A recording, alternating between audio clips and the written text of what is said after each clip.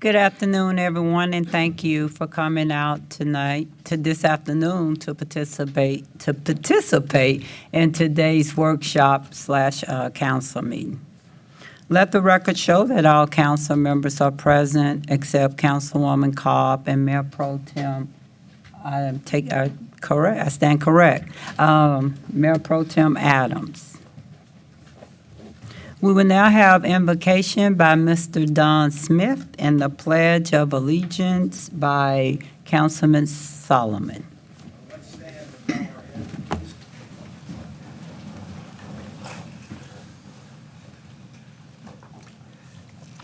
Thank you, Lord, for allowing us to attend this council meeting. Most of us know the Lord's Prayer. Part of it says, "Thy will be done. Not my will or your will, but God's will." How much better our lives would be if we followed God's will. The prayer also says, "Forgive our trespasses, and even more importantly, forgive those who trespass against us." Jesus forgives us. We should do the same. In Jesus' name we pray. Amen. Amen.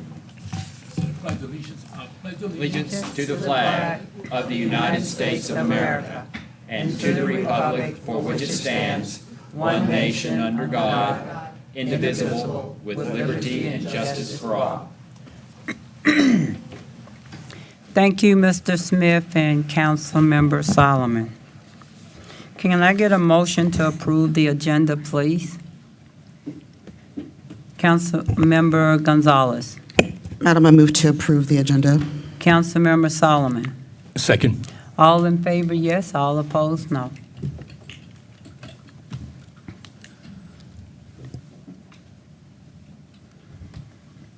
Motion carries 6-0. We will now have presentations. Madam Secretary.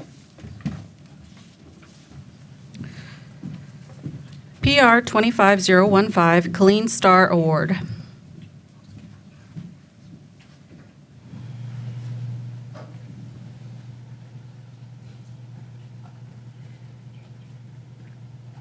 Thank you, Madam Secretary. It's always an honor to stand before you as we recognize an outstanding volunteer within the community. These are individuals that go beyond. We don't ask them, they just jump in and participate in what's going on in the community, and they make the community a better place. And this afternoon, I have the pleasure of introducing Councilmember Alvarez. He will be presenting to an individual that is deserving of this award. Thank you, Mayor, and thank you to everyone here today. I would like to ask Kristen Smith if she would come up. As she does, I'd like to read a little bit about her biography. So Kristen Smith is the current President and CEO of the Fort Cavazos Community Habitat for Humanity. It's the affiliate of Habitat for Humanity here locally in Killeen, Texas. Some of you may know, my family was fortunate enough to receive a home from Habitat for Humanity my senior year in high school, so it's something that's always been near and dear to my heart, and I try to give back and volunteer with this program as much as I can. So Kristen Smith, like I said, is the president and CEO since September of 2022. Kristen lives with her husband, Robert, and their son, Grayson. They're deeply rooted here in our community. Her journey with Habitat for Humanity began as a young volunteer in 2018 with the Fort Hood area affiliate, where she developed a lifelong passion for providing opportunities in home ownership, critical home repairs, and access to essential resources for low-income families, veterans, and individuals in need. Kristen's commitment to service extends beyond her local community. She supports 10 Habitat affiliates across the country, training staff in grant compliance, family services, and program management. Her work is driven by a simple but powerful philosophy. I cannot change the world, but if I can help just one person, then I have made a difference. Kristen has been a fierce advocate for affordable housing at the state level, fighting alongside our state leaders during the 89th Texas Legislature to advance two critical bills that support land acquisition, infrastructure, and home ownership opportunities for hardworking Texans. Her advocacy reflects her deep belief that affordable housing is not just a basic need, it's the foundation for opportunity, stability, and strong communities. In addition to her work in affordable housing, Kristen is a passionate supporter of women in Texas Department of Criminal Justice System. She is committed to ensuring that incarcerated and formerly incarcerated women have access to the dignity, resources, and second chances they deserve. What sets Kristen apart is her servant's heart and her lived experience. She has been the community that she serves today, growing up facing many of the same barriers her organization now works to overcome. That perspective fuels her bold, strong, and unwavering dedication to making real and lasting change. Through her leadership, advocacy, and deep-rooted commitment to service, Kristen continues to fight for a future where every person has a decent place to live and every woman has the opportunity to rebuild and thrive. So with that being said, I am more than proud and honored to offer this award to Kristen Smith, and let her say a couple of words. I don't know what to say.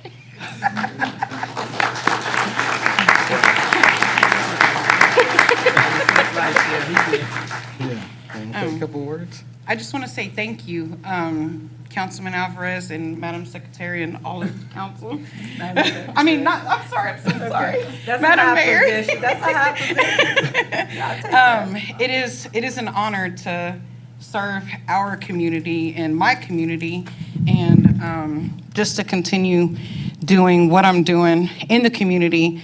I eat, sleep, breathe Habitat, and I eat, sleep, breathe trying to make a difference. And it's just near and dear to my heart, and I thank you and appreciate you, sir.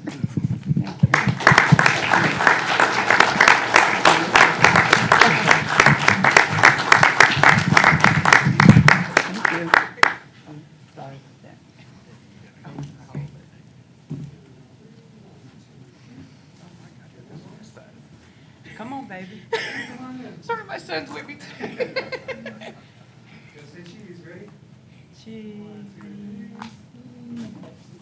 Thank you, thank you.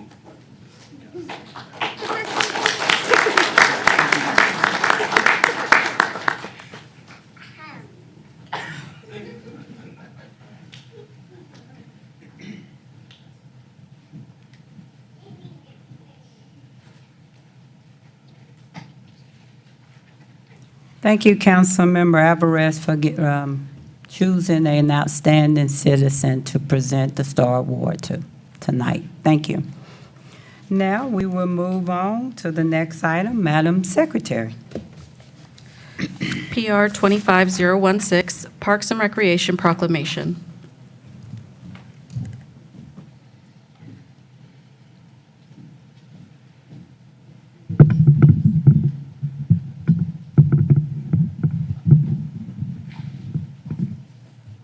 Thank you. Thank you, Brett. It's indeed an honor once again to come before you as we celebrate this month, Park and Recreation Month. When you go throughout the city during the summer and also throughout the year, you see our parks are kept to the highest standards. You see our swimming pools. You see our park and rec centers, our senior centers. The activities that happen in the city, inside and outside, is because of these individuals that ensure that our parks are not only clean, but are also safe. And so we will be recognizing them this month for Park and Recreation Month. And I would like to introduce, or they will introduce themselves, the managers, and we're going to start with the director, Mr. Antonio Murphy. He's probably been here less than a year, but he has hit the ground running and doing amazing things. But he can only do that with the staff that he have. And the staff can only succeed with the individuals that you see every day that's out and among you in the community that makes things happen. That any organization, the employees are the backbone of that organization, and they will be coming up for the photo picture afterwards. Mr. Murphy, please introduce your staff. Thank you. I just want to take time to say that this is not about a collective individual. It is the individuals who come in, day out, and put forth their hard work, hard effort, and their love and dedication for this community. To my left here, I have my athletics and aquatics manager, Mr. Anthony Walters. He is instrumental if your child is participating in our youth sports or some of our adult leagues. This is the gentleman who is the brainchild behind making it drive and go.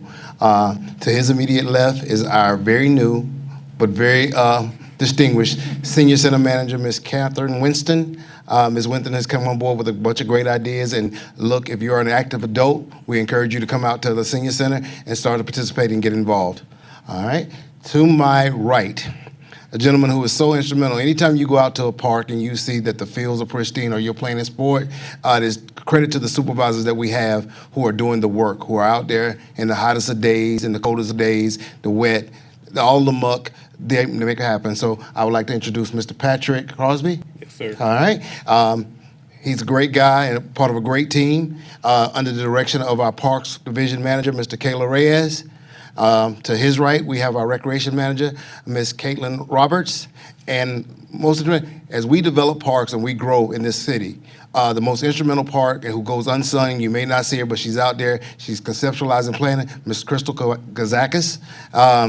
She is the park planner behind making things come to fruition. This is a team that comes together, but again, we stand on the shoulders of our employees who are doing the heavy lifting. So from me to you all, thank you for your efforts. We appreciate you, and this is your month to be honored and let the community know. So again, thank you. Thank you so much.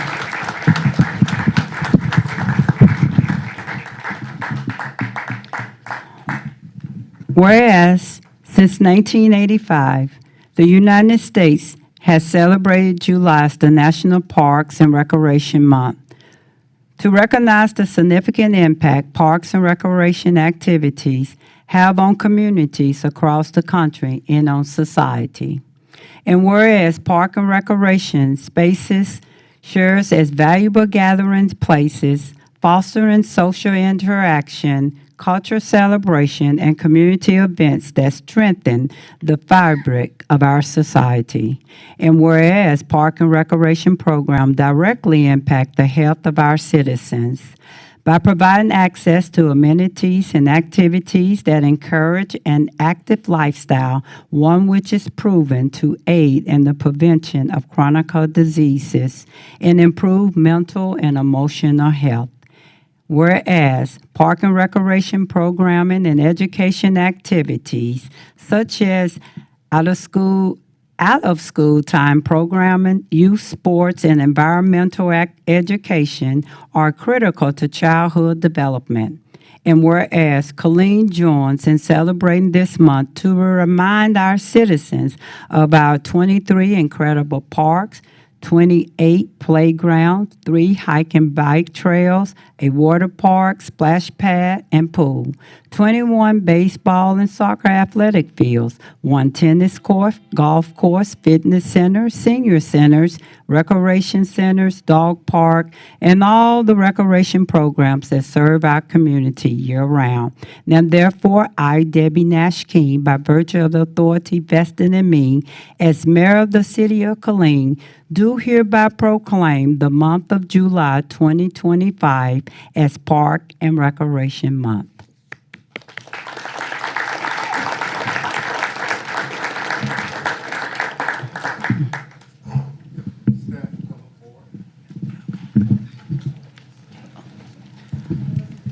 And our executive assistant to the city manager will make a speech. So staff, please listen up, and also employees. Thank you. As they make their way, good gracious, they're not gonna fit. Okay, they're not gonna fit.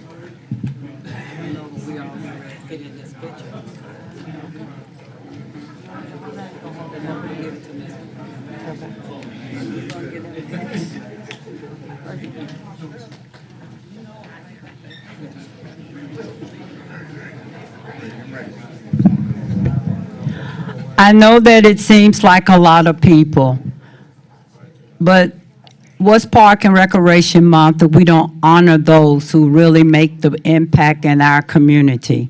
Yes, we do have a director and we have managers, but we do have individuals that go beyond to make our city a better place, especially when it comes to our comprehensive plan 2040, to ensure that our family members in the community interact and connect together. Mr. Murphy, if I can find you. And Madam Executive Director, Assistant to Mr. City Manager would like to say a quick word. At the conclusion of this photo, to honor each one of these employees up here, they will receive, after the city council meeting, a pin that says "Making the Difference," because they've truly made a difference in all of our lives with all of their hard work.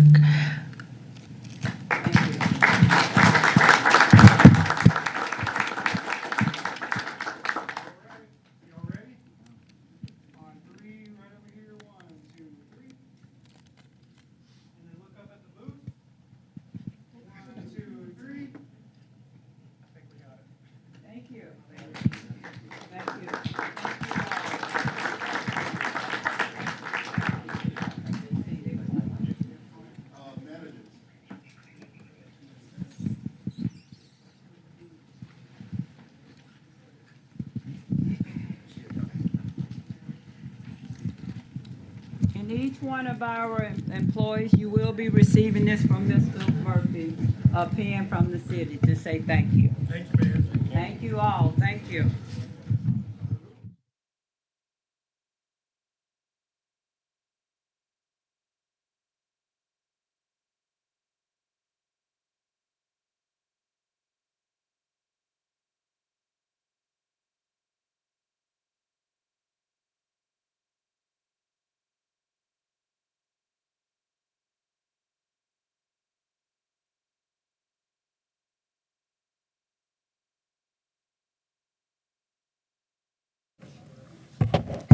Thank you, Mr. Murphy and your team, for all you do for our community as we celebrate this month, Park and Recreation Month.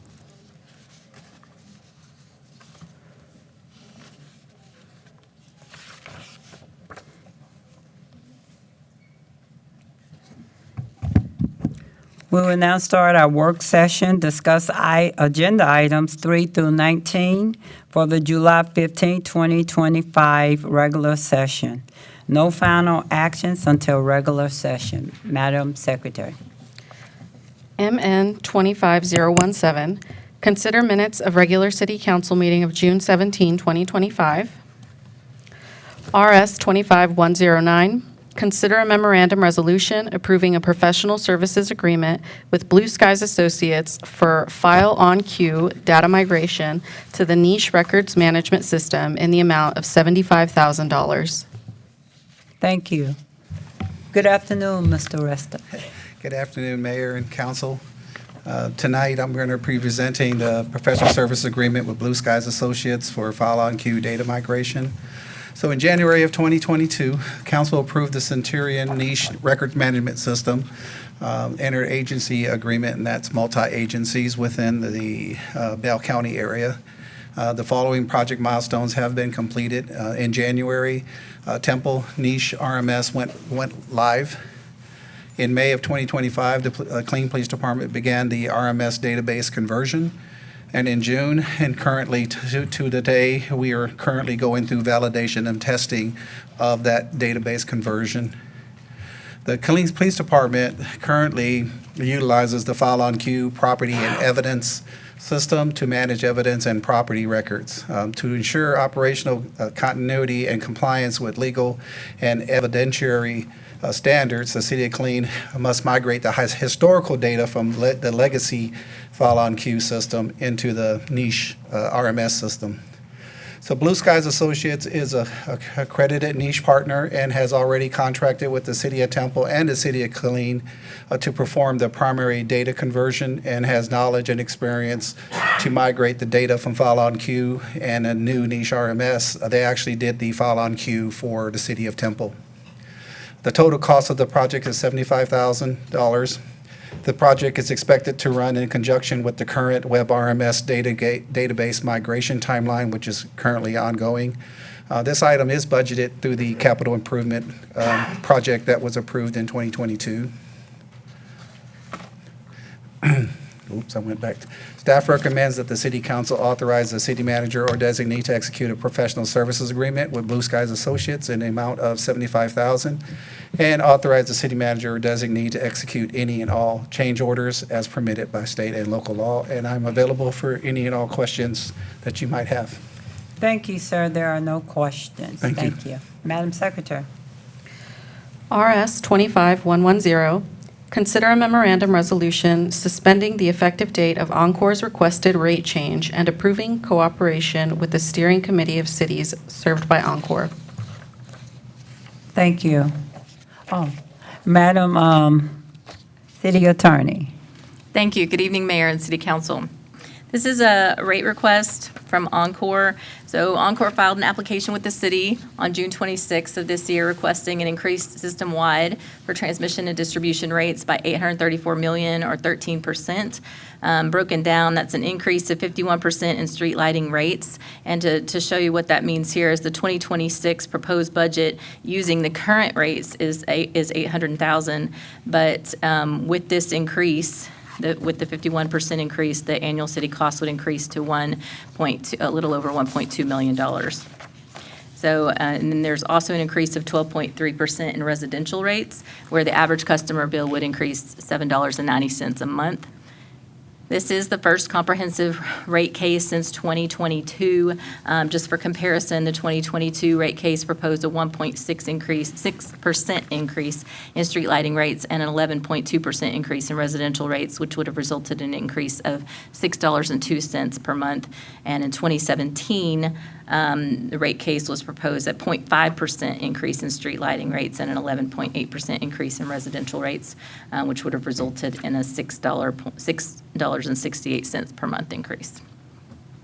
And those rates, and I'm saying would have because eventually those rates were increased, but not by this amount in those rate cases.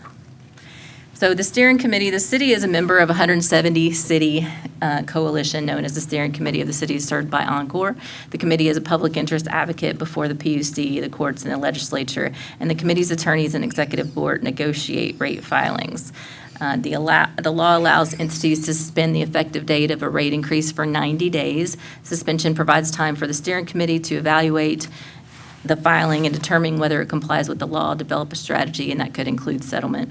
The requested rates will be effective July 31st, the end of this month, if the city fails to act to suspend the rates today. Staff and attorneys for the steering committee recommend that the city council suspend the July 31st, 2025 effective date of the rate application and approve the city's participation with the steering committee.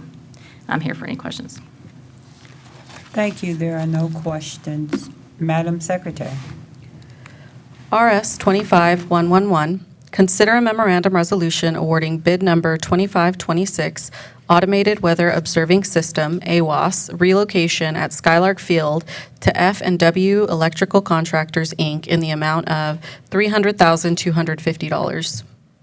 Thank you. Council, Mr. Wilson have the next two items. Good afternoon, Mr. Wilson. Good afternoon, Mayor, Council.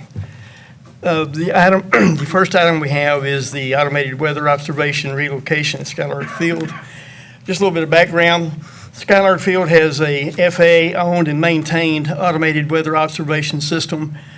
Basically, FAA owns, operates it, maintains it at no cost for the city. That's located on the west side of the airport.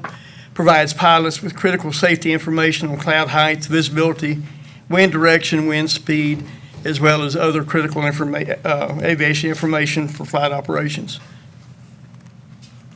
The FAA has standards for keeping the areas within 1,000 feet of the AWOS clear of obstructions that would affect the ability of the sensors to collect accurate readings.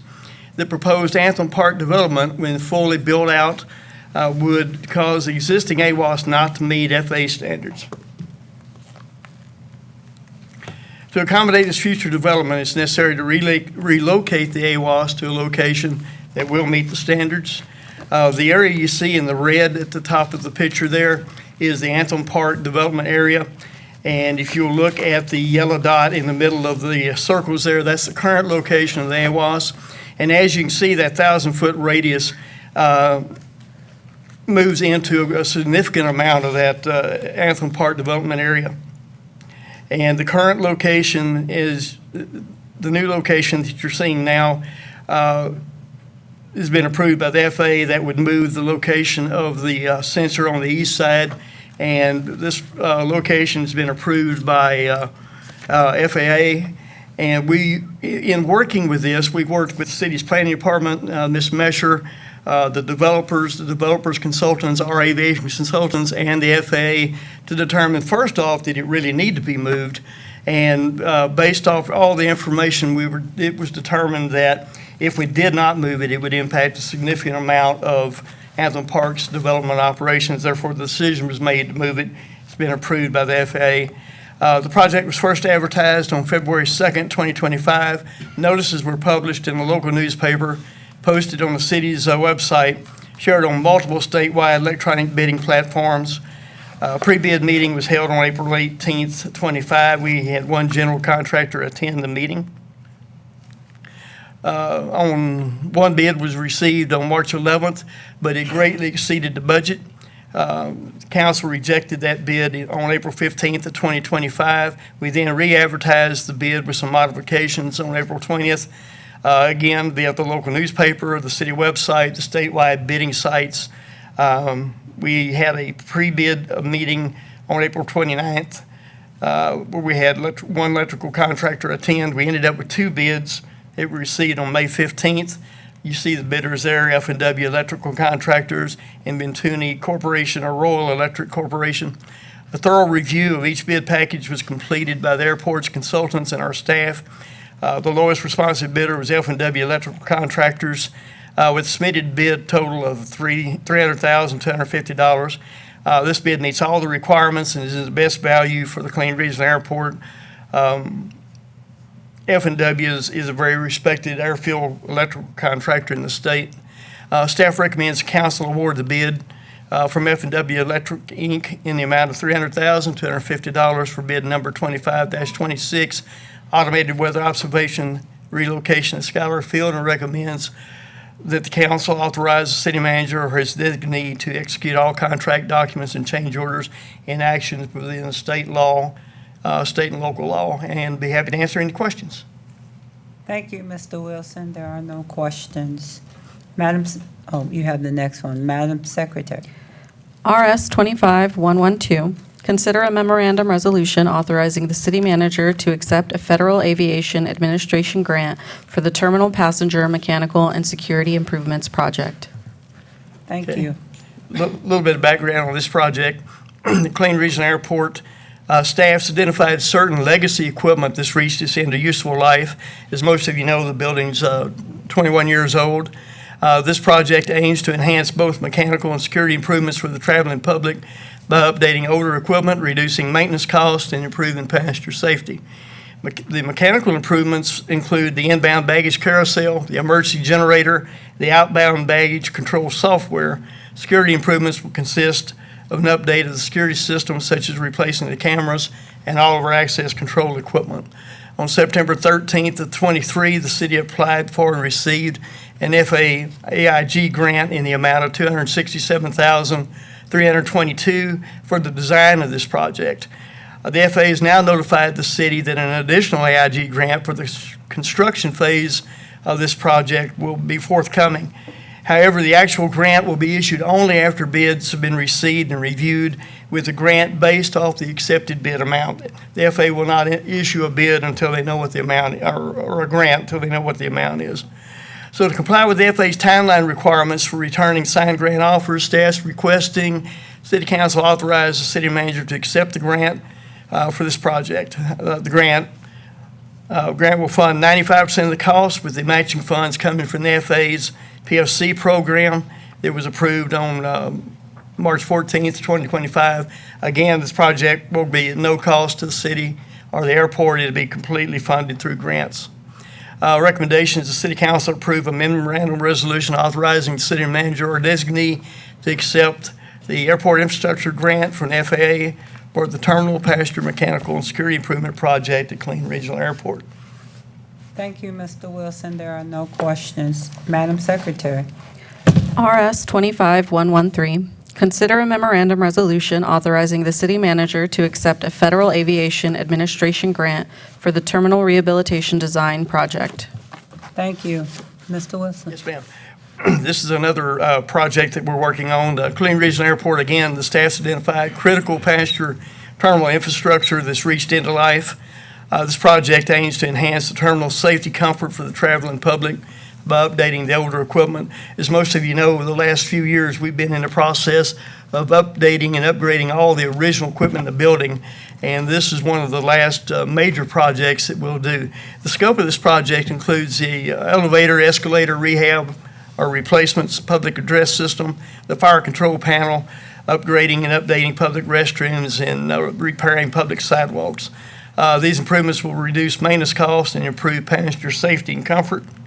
The airport has applied for and will receive a grant to cover the cost of the design of this project. This will include project administration, design services, bidding services, and other engineering fees.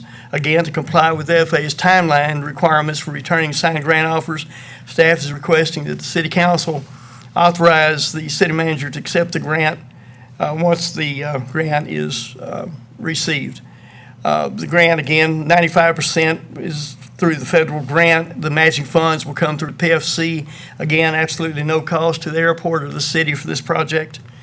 The recommendations, the City Council approve a resolution authorizing city manager or designee to accept the airport infrastructure grant with FAA for the terminal rehabilitation design project at Killeen Regional Airport. And I'd be happy to answer any questions. Thank you, Mr. Wilson. There are no questions. Madam Secretary? RS 25114, consider a memorandum resolution awarding bid number 2531, Airfield Lighting Control Monitoring System for Killeen Regional Airport to KOBO Utility Construction in the amount of $470,000. Thank you. Good afternoon, Mr. Provost. Good afternoon, Madam Mayor, City Council, and citizens of Killeen. On June 18, 2024, the City Council approved a resolution allowing the City of Killeen to enter into an Intergovernment Service Support Agreement, IGSA, with Fort Hood to provide new and expanded airfield maintenance services for Robert Gray Army Airfield and Yoakum Dufresne Army Heliport. The IGSA became effective 1 October 2024.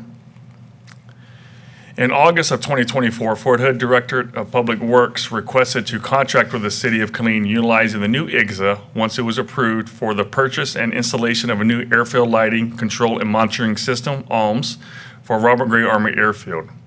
The airfield lighting, control, and monitoring system is a vital component of the airfield infrastructure that manages and monitors runway and taxiway lighting. It allows the air traffic control personnel to remotely control lighting systems, including runway edge lights, threshold, and approach lights, enabling quick adjustments based upon operational needs. The system has become increasingly unreliable, requiring frequent manual interventions by staff. Temporary fixes are being applied to maintain functionality, but this approach is inefficient and not sustainable for long term. The ongoing degradation of the system poses significant operational risk and could compromise airfield safety and efficiency without proper upgrade. On December 3rd, 2024, the City Council authorized the Aviation Department through the IGSA to purchase and install a new ALMS system for Robert Gray Army Airfield.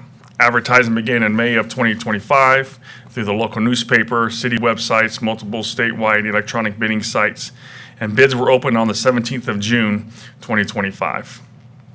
4 bids were received: KOBO Utility Construction for $470,000, F&W Electrical Contractors, $500,000, Velutina Corporation, $536,000, and TTG Electrical, $472,000. KOBO Utility Construction was the apparent low bidder. Staff has also identified their bid as responsible and responsive. Staff recommends the City Council to authorize the purchase of the ALMS system at Robert Gray Army Airfield in the amount of $470,000 to KOBO Utility Construction, and that the city manager or designee be authorized to execute any and all contract documents in accordance with state and local law. Standing by for any questions. Thank you. I have a quick question. KOBO Utility Construction Company, the $470,000. You said because of a low bid, but it wasn't just because it was a low bid, because we don't always go with the person that bid is the lowest, correct? That's correct, Madam Mayor. The other things we look at is, do they meet all the contractual documents, all the state requirements, city requirements, federal requirements for this system? And they met all those requirements, and we're also the lowest bidder. Yes, sir, that's awesome. Thank you. And then also, this project is actually funded by Fort Hood. Yes, So sir. they're paying for this project. Yes, sir. Thank you. That was some great information. Thank you. Yes, ma'am. Madam Secretary. RS 25115, consider a memorandum resolution granting a utility easement to Bartlett Electric Cooperative, Inc. to provide power to the EOC Fire Station Number 4 complex. Thank you. Council, Mr. Zagers also have the next item. Good afternoon, Mr. Zagers. Good afternoon, Mayor, council members, city manager. So we're here to present approval for the easement for the EOC Fire Station Number 4 complex. Let's see, so in fiscal year '22, that's when the capital improvement plan included the EOC project. It was funded by $11.9 million with ARPA funding. On May 3rd, '22, the council approved the use of the fiscal year '21 excess fund balance to then add on to the project to include the construction of the new fire station number 4. If you've been out there, you notice we're just about finishing that thing up. So hopefully, probably within a month, you'll see firemen over there. But as part of the construction, utility services, in order to get the power to the project, we had to get a contract with Bartlett Cooperative, Inc. They are the ones who provide electrical service to the project. And back in last November, November 19th, well, actually in '24, yeah, that's the last day, the city council approved the service agreement. Now, that was to get the agreement, get the power, to get the energized over to the building.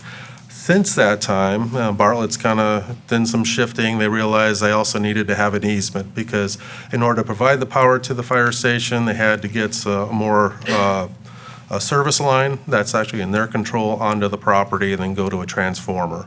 And in order for that to happen, they had to have it within an easement. So we're here to actually just get the permission for the city manager to authorize us to give them that easement on the property.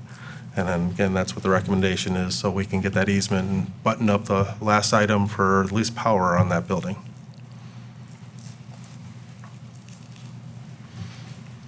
And then if I'm here for any questions on that. Yes, sir.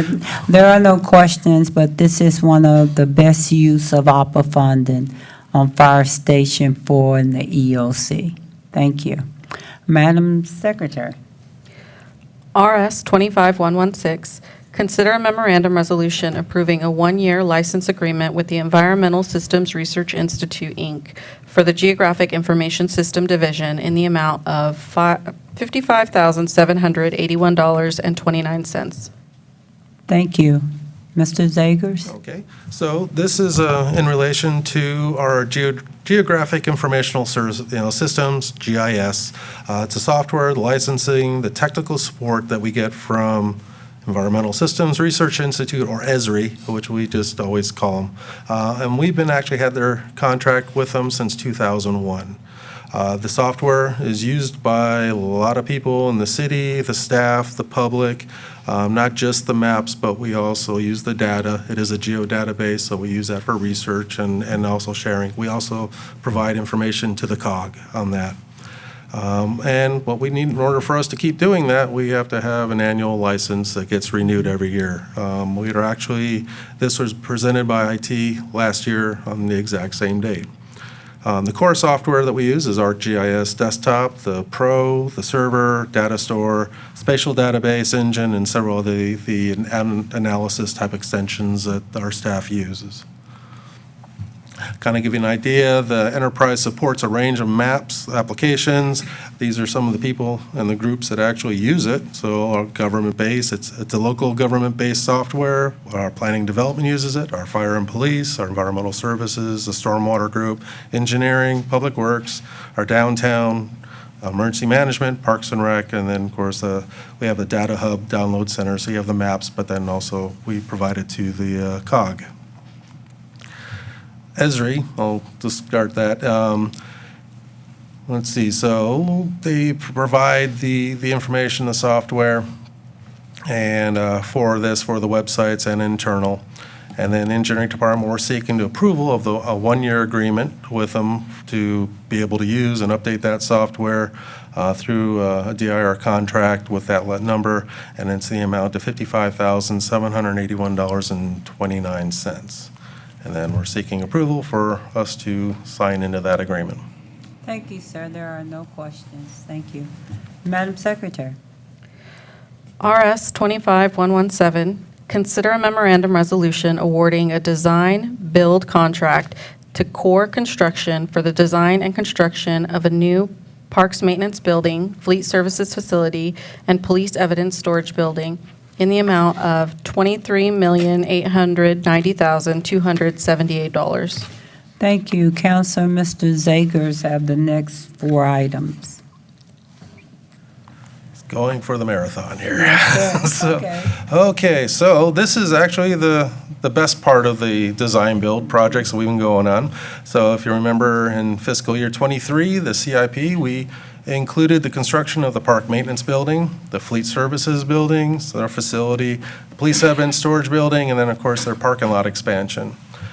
On August 24, the city council approved a professional service agreement with Johnson, Merriman, and Thompson, JMT, and they're acting as our city's independent representative, and that's needed and it's a requirement for design build projects. So we hired this consultant to kind of manage and work this whole system, work with the proposals, and they'll be the ones working directly with the contractor designer team as we get through design and construction. And then on February 20th, the city, we advertised for request for qualifications. It's one of the steps in order to do a design build project. We had to request for qualifications, and we received 8 responses from different groups on the qualifications who were interested in the projects. We then reviewed and scored each of those submittals. It was done by JMT as well as our staff, several different staff within the city, including representatives from the police, the parks, and also fleet. The scoring was based on experience, knowledge of similar projects, concept approach, and then quality and safety programs that they presented in their proposals. And then we moved to the next step. We selected 3 teams of those proposals. Then we moved forward to request for proposals for each of those. And the 3 we selected were Saris Builders, Hill and Wilkinson, and then General Contractors, and then Core Construction. Of the 3, Core is the only one who was able to submit a proposal. The other 2 actually were, by the time we went through this process, they recused themselves, saying that they were too busy and they could not submit a proposal. So in review of Core's proposal, it was for all those projects to be $23,890,278. And then the way they designed, the way they broke it up for each of the 3 different facilities, the park maintenance building, the fleet service, and the police evidence, with whatever parking lot updates we're going to do, provided us the design costs for each of those, and as well as the construction costs. And then we reviewed those. We found that those were within our budget. We reviewed the submittals, then the qualifications, of course, quite capable with their design team. We feel we can get these projects.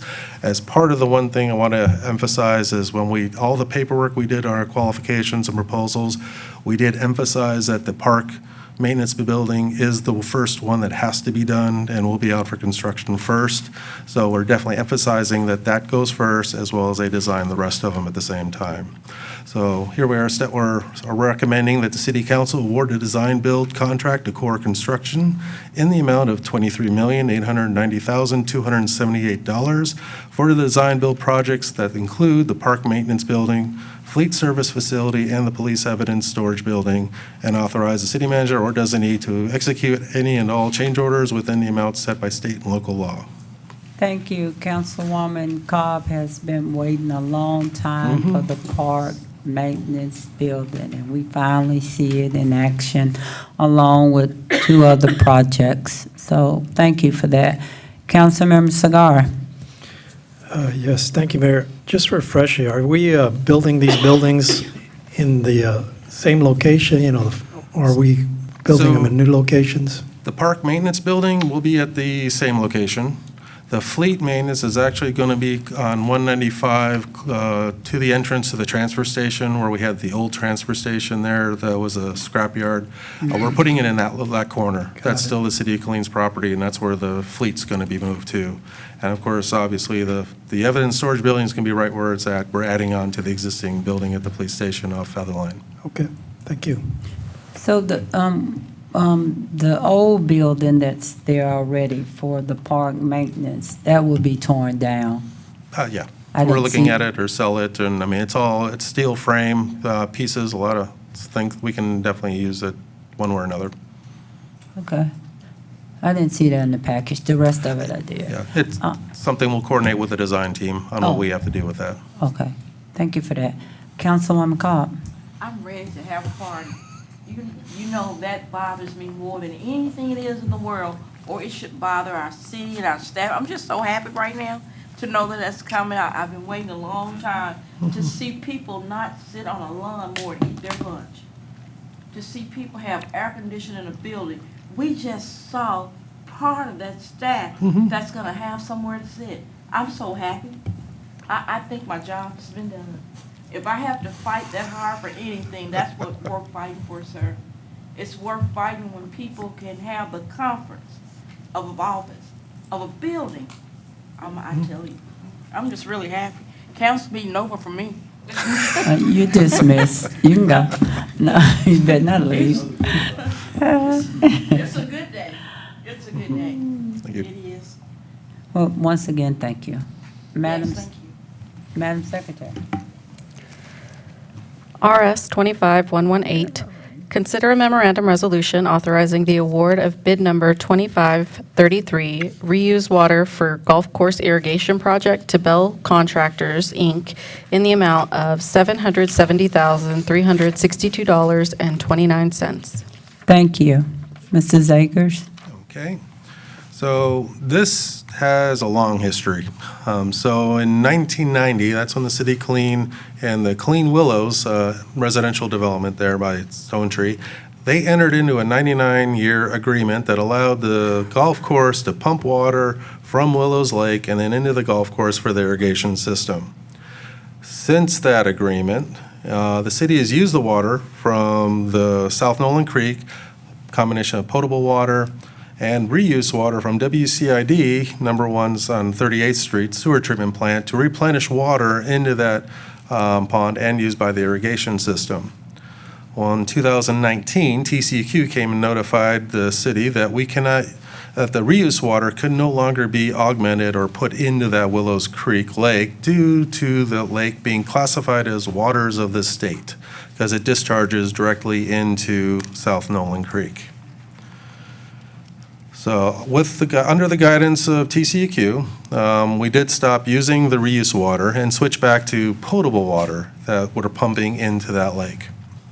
Well, since then, we continue to find ways where we can try to eliminate that, stop using the potable water, and get back to using the reuse water from the sewer treatment plant as a more functional way that follows the TCEQ requirements. So we research alternatives fulfilling that requirement, and then also make it something where it's a little more cost-effective with irrigation for the golf course.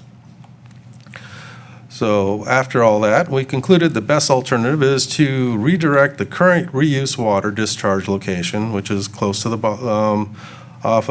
getting close to the golf course, and then we're going to build a newly installed 100,000-gallon ground storage tank right near the golf course, and they will use that to supply for the irrigation pumps and use that for irrigating the golf course.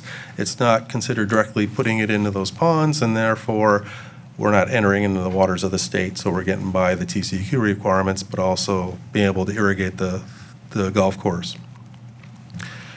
And then in June of '25, we advertised it. We received 2 bids in response to the advertisement for the reuse, using the reuse of the golf course and construction of the storage tank. The contractors were Bell Contractors, Inc., and for $770,362.29. And then SSP Industries LP for $836,601. Bell Contractors is selected as the lowest bidder, responsible bidder for the project, and applies obviously the best value to the city for this project. And then the recommendation is authorize the award of the bid of the reuse water for golf course irrigation to Bell Contractors, Inc. Authorize the city manager or designee to execute a construction contract in the amount of $770,362.29 with Bell Contractors, and furthermore authorize the city manager or designee to execute any and all change orders within the amount set by state and local law. Thank you. Mr. Zager, did you have any opposition with this project? Did anyone call you or discuss this with you? I have had nothing on this one. No, I haven't received any calls on this project. Okay. Councilmember Sagara? Thank you, Mayor. The lake there, I know right now it's getting potable water, which is better water than that reuse, right? It's, treated water. It's the same Yeah, that it's goes to all treated the water, homes. so I mean, really no complaints there. The thing I just wanted to ask is I know that you had an agreement, 99-year agreement, it says, and I think part of that agreement is to just keep maintaining that lake filled. Is that still part of it, or? Believe, actually, I've got Steve Kanya, who's been the one who's really been dealing with this. I'll let him answer those questions. Okay. So, Good afternoon, sir. Good afternoon. Yes, sir, that 99-year agreement, we will still be able to fulfill that. Yeah. The amount of water that comes in just from the surface water during rain events, there was a study done back quite a long time ago, but for evaporation, the amount of water that's coming in from that surface water is able to keep up the lake level. It would only be major extreme drought conditions where we would possibly have to add a little bit more. So with using the reuse for 100% for the irrigation, it's not drawing down that level. And so the surface water will be able to augment the water in the lake enough to keep the level up, to be able to hold to that 99-year agreement. Yeah, no, and that's kind of what my next question was going to be, since we're not reusing it. It just sits there and, and so I know part of it, keeping it, without stinking up or anything, is just to keep it flowing. So I don't know how often that has to happen, or. We actually have another plan to solve that issue. Okay. And that is that with part of the golf course project that's going on right now, as far as with the irrigation and replacing the irrigation, we're going to add basically a pump to the pond that's on the far north end, right at number 18. And it's going to take that water and it's going to pump it all the way down to the south end, which is by number 4. And it will go into that pond that's there. And then all of those ponds will be kind of channeled together. So that water will have a continual loop. So it's going to keep all of that water moving and fresh, and it's going to really add a lot of asset to the golf course as well. Appreciate it. Thank you.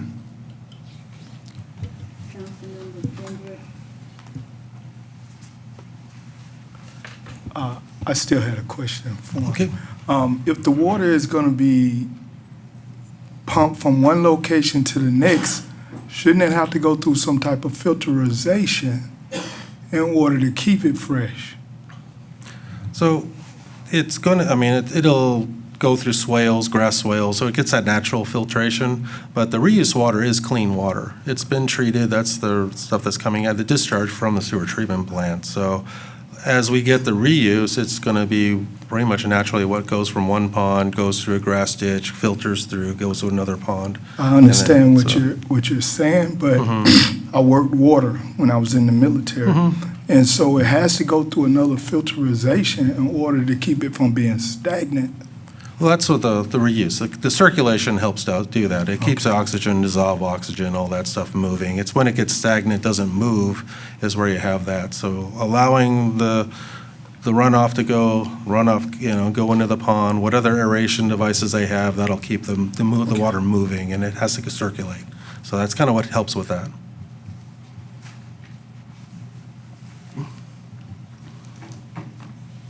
Are you finished, sir? Yes. All right, thank you. Madam Secretary. RS 25119, consider a memorandum resolution authorizing the award of bid number 2534 McGregor Estates Sanitary Sewer Improvements Project to BP3 Utilities, LLC, in the amount of $243,133.53. Mr. Zegers. Okay. All right, so a little background on this one. So on the northeast side of McGregor Estates subdivision over there off of Clear Creek, a sanitary sewer force main discharges into a large gravity sewer pipe that parallels those top 21 lots. So that's the existing condition. And then because of that, as that subdivision started getting developed and those homes were starting to connect to that large pipe, we started getting a lot of complaints about sewer odor that are backing up, going into the homes, going into the duplexes, the things that they're building there, that were only on those lots adjacent to that pipe. We researched that. We had our public works staff, we had engineering staff go out there, try to research what are the solutions we could do to prevent that odor, that sewer odor going back into these homes. After looking at a lot of them, whether we use flappers or we found the best way was just to separate out those 21 lots and get them on a small sewer line. Get them away from that big diameter pipe where the force main was discharging into. Kind of eliminate the chance of those gases to come back. So that's what the proposal is to provide a smaller gravity main that just is enough for those 21 lots. And then what happens over on the east side of the property, we'll end up tying that line into a manhole where they all reconnect, but it's far enough away to where we won't have those gas issues. And then on June 5th, we advertised, we received 4 bids. BP Utilities LLC for $243,133.53. Bell Contractors, $260,306.91. JH Contracting LLC for $307,463, and TTG Utilities LLC for $416,614. BP3 Utilities was selected as the vendor for the bid, awarded bid for the McGregor Estate Sanitary Sewer Improvements. They are the low responsive bidder, and again provides the best value for the city on this project. And then recommendation is authorize the award of bid award 2534 McGregor Estates Sanitary Sewer Improvements Project to BP3 Utilities LLC. Authorize the city manager or designee to execute a construction contract in the amount of $243,113.53 with BP Utilities LLC, and furthermore authorize the city manager or designee to execute any and all change orders within the amount set by state and local law.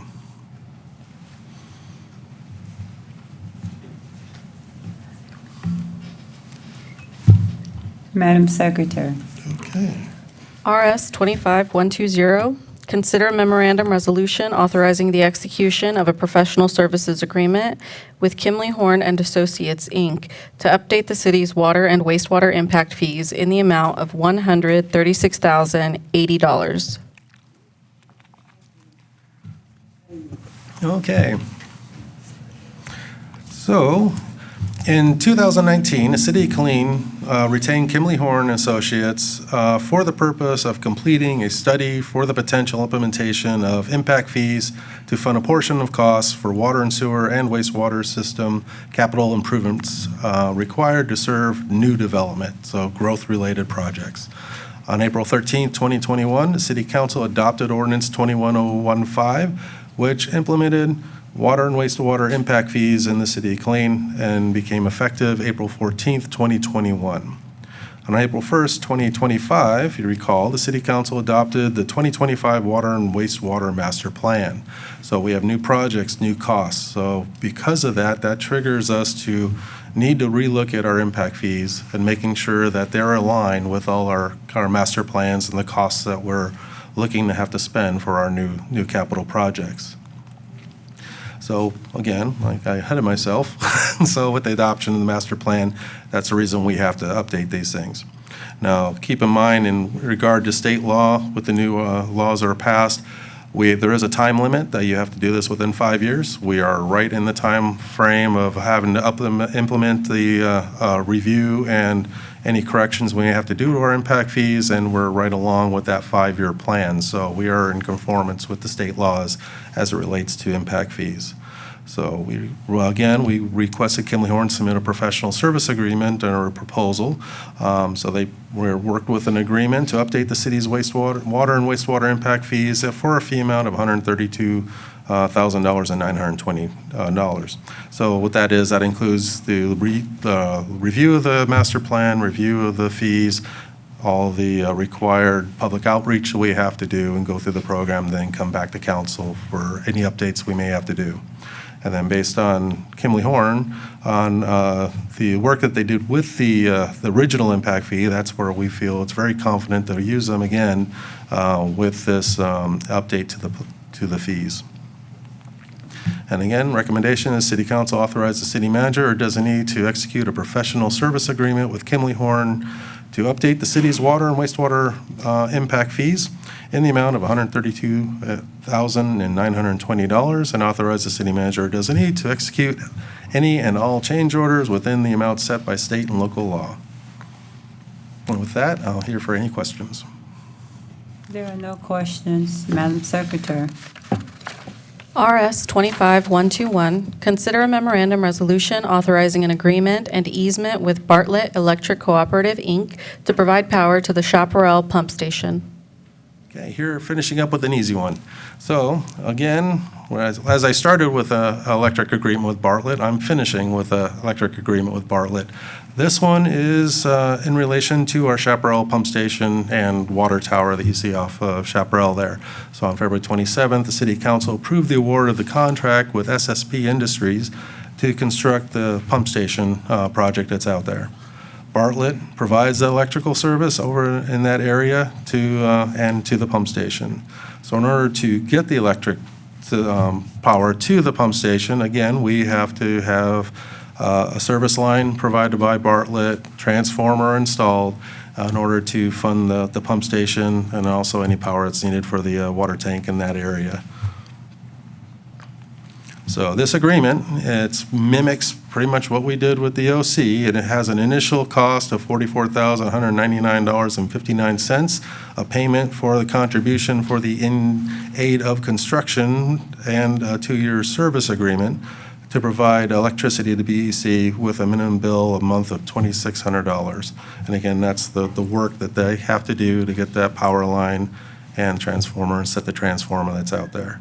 The initial payment from the $44,199.59 will be paid by the contractor, SSP's Industries, and that's part of the construction contract that we already have with the city for us. And then, recommendation, staff recommends the City Council authorize the city manager or designee to execute an agreement and an easement. So we're doing them both at the same time this time. Document with Bartlett Electric Cooperative to provide power to the Chaparral Pump Station and authorize the city manager or designee to execute all amendments and change orders within the amount set by state and local law. Thank you, Mr. Zager. There are no questions. Madam Secretary. PH 25034, hold a public hearing and consider an ordinance submitted by Tracy Epting on behalf of Marlboro Heights Missionary Baptist Church, Inc., case number Z2515, to rezone approximately 0.52 acres, being lots 23, 24, and 25, Block 12, out of the Marlboro Heights Revised Edition from R1 Single Family Residential District to B3 Local Business District. The subject properties are locally addressed as 3103 and 3105 Longview Drive and 706 Rev RA Abercrombie Drive, Killeen, Texas. Thank you. Good afternoon, Mrs. Mesher. How are you? Good afternoon, Mayor and Council. I'm well, thank you. Good. This item is a request to rezone 3 lots from R1 to B3. If approved, the applicant's request will allow for an accessory building to be placed at the rear of the property located at 3105 Longview Drive. The intent of the request is to reduce the side and rear building setbacks. So per Clean Code of Ordinances, Section 31188A2, the side yard setback for a non-residential use in R1 is 25 feet.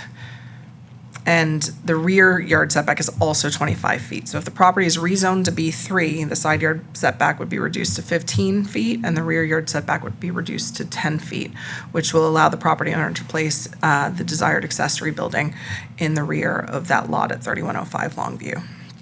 So if approved, the B3 zoning district allows for a variety of neighborhood commercial uses, including retail, restaurants, offices, personal service establishments, gas stations, convenience stores, banks, oil and lube stations, auto parts sales for new retail parts, and self-storage facilities.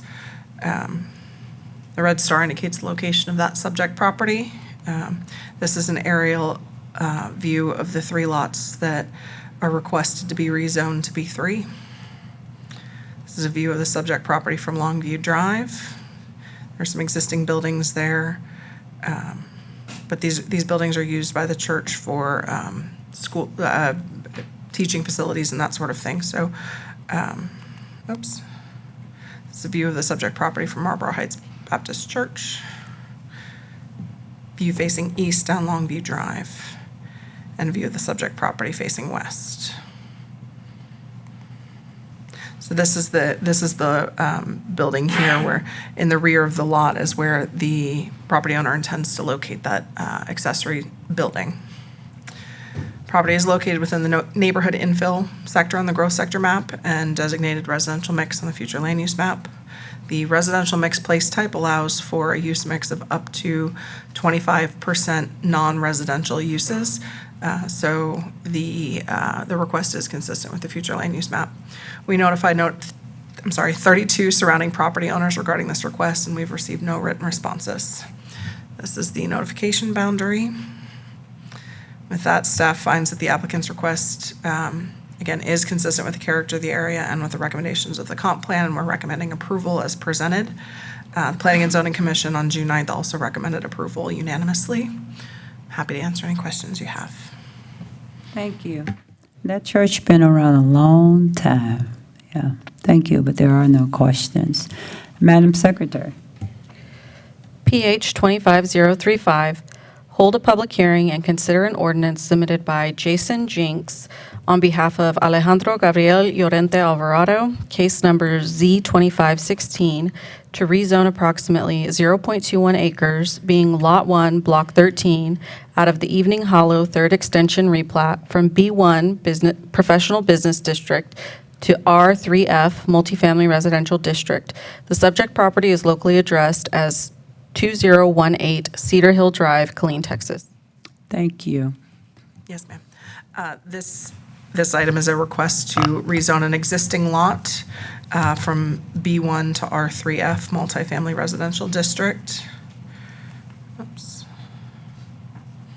In 2019, the subject property was rezoned from its R3 designation to B1 via ordinance number 19-011. At that time, the property owner's intent was to convert the property to an office use. That never transpired. So in 2020, the property changed hands and was purchased by the applicant, and the intent is now for it to remain as a residential use.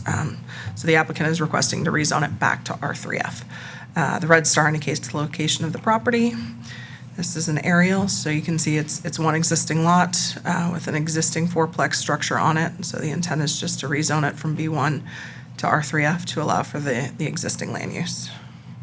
This is a view of the property from Cedar Hill Drive, facing south, and the property directly across the street. This is a view facing north across West Cliff. It's located within the neighborhood infill sector and designated residential mix on the comp plan, on the future land use map. Property is not impacted by any floodplain, and we notified 57 surrounding property owners regarding this request, and we received no written responses. This is the notification boundary. That staff finds that the applicant's request is consistent with the comprehensive plan, and we're recommending approval of the request as presented. Planning and Zoning Commission also recommended approval unanimously. Happy to answer any questions you have. There are no questions. Thank you. Madam Secretary. PH 25036, hold a public hearing and consider an ordinance submitted by Gary W. Purser Jr. on behalf of True Fountain LLC, case number Z2517, to rezone approximately 5.251 acres, being lots 18 and 19, Block 1, out of the Southwest Crossing addition from B3 Local Business District to R2 Two-Family Residential District. The subject properties are locally addressed as 6306 Tremere Road and 6309 Turkey Trot Road, Killeen, Texas. Thank you. Yes, ma'am. Mayor and council, this item is a request to rezone approximately 5.25 acres from its existing B3 designation to R2 Two-Family Residential designation. True Fountain LLC has submitted the request, and if approved, the applicant intends to develop the property into duplex lots. Red star indicates the location of the property. This is an aerial of the property, so you can see there's an existing structure on the property, and the remaining portion of the property is currently undeveloped. This is a view of the subject property from Dorsum Loop and Tremere. View from the subject property facing northwest. View of the subject property facing south. And a view facing west. Subject properties are located within the controlled growth sector on the growth sector map and designated neighborhood commercial on the future land use map. Just for background and context, this is the applicant's fourth attempt to rezone this property since 2019. In 2019, via case number Z19-13, the applicant requested to rezone the property from B3 to R2. That request was recommended for disapproval by the Planning and Zoning Commission and subsequently withdrawn by the applicant prior to consideration by council. In 2020, the applicant again requested to rezone the property from B3 to R2, and the Planning and Zoning Commission at that time recommended disapproval, and the request went all the way through the council process and was disapproved by council as well. And most recently, in 2024, the applicant requested to rezone the property to R3F. That request was recommended for disapproval by the Planning and Zoning Commission and subsequently withdrawn prior to going to council. So with this request, we've notified 44 surrounding property owners, and we've received no written responses regarding the request. This is the notification boundary.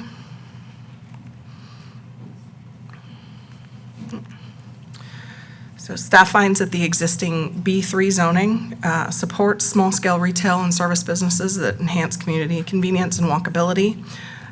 The request, if approved, would limit the opportunity for neighborhood commercial uses in this area. So as I noted earlier, this area is designated neighborhood commercial on the future land use map. And so the intent of that designation is to retain those commercial nodes to allow for local commercial uses to develop. So staff finds that the proposed duplex development is not consistent with the rural character of the property located on the east side of Turkey Trot. And, oops, I don't know what just happened.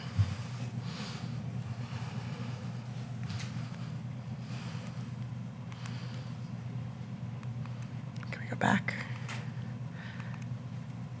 So again, this is an exhibit showing the future land use map designation of that property.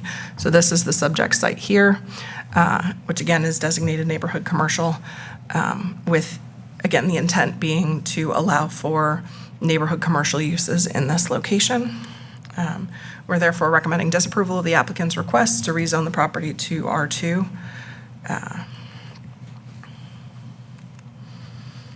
Planning and Zoning Commission on June 9th recommended approval of the request by a vote of 6-1 with Commissioner Plockelman in opposition to the motion. Commissioner Plockelman noted that this request has come before the Planning and Zoning Commission a number of times and expressed his opinion that nothing has changed in that time. I'm happy to answer any questions you have. Thank you. So, I'm sorry. Did you say the council voted it down 3 times or 2 times? The council voted it down, I believe I said 2 times, at least once.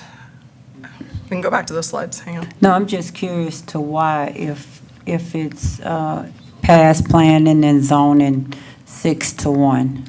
It was recommended for disapproval by P and Z, and one of those 3 times, it went all the way through for disapproval by the council. The other 2 times, it was withdrawn by the applicant. Oh, so it's prior just to really consideration. one time? Yes, ma'am. The Okay. council disapproved the request for R2 in this location once in 2020. Okay. Councilmember Sagara. Thank you, Mayor. You mentioned the property that's on that right now. That property that's located there, it looks like a R2, I mean, an R1. Is that a R1? But here it says B3. So that property The is... property is Zone B3. There's an existing, I believe it's a single-family home that would be considered legal nonconforming. Yeah, yeah. So that single family, all that part in there is right now B3? Yes, sir. And so when they ask for R2, that can still, I just want to clarify that can stay there as an R2? Single-family is a permitted use in R2. So Okay. it's unclear to me at this time if the applicant intends to retain that existing single-family home Yeah. or if it will be demolished and replaced with something else. But she would have the option to keep it if she wished to. Okay, thank you. Thank you. There are no more questions. Thank you. So, council, we will now go into citizen comments.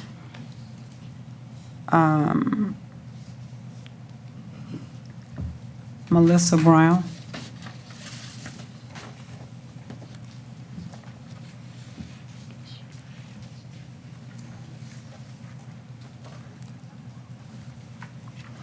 You have 3 minutes.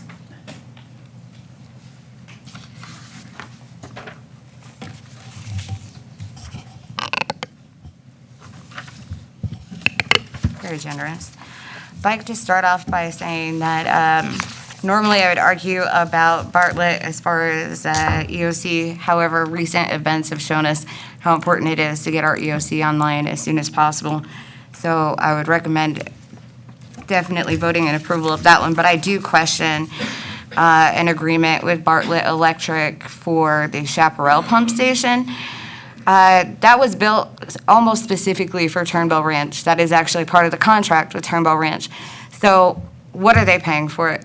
Are they going to kick in anything, or are we just going to cover the cost of that too, including all of the other costs we've already had put out and all the costs that we're eating from them? Putting in over $750,000 for new irrigation for a golf course. We couldn't continue using the gray water that we did before, where we already paid for a full irrigation system because someone forgot to renew the license with TCEQ. That's why we don't use gray water right now, and that's why we've been paying for potable water this entire time for years, which is a lot more expensive. The council's asking questions as if water quality is the most important factor in this, when it's not. None of these lakes or ponds are meant for fishing, drinking water, or swimming, bathing, anything like that. They are simply there. They're ponds. They're a source of water. There is an agreement to keep the pond full, but it doesn't say it has to be drinkable water. Doesn't say that anywhere. This is going to potentially interrupt activities at the golf course for up to or over 300 or 260 consecutive days. Contract says they will be paid $38,000 to obtain the required bonds and permits. So we're paying for their bonds and permits and their insurance. Remove and replace the cart path. We're going to also pay over $500,000 to build a 100,000-gallon tank, $1,000 for $100,000 for a control system, and then we get to pay these contractors $2,000 so they can give us 3 manuals. When it comes to the sanitary sewers at McGregor Estates, why wasn't this caught before? Why didn't staff go out and see, oh, this is already having issues?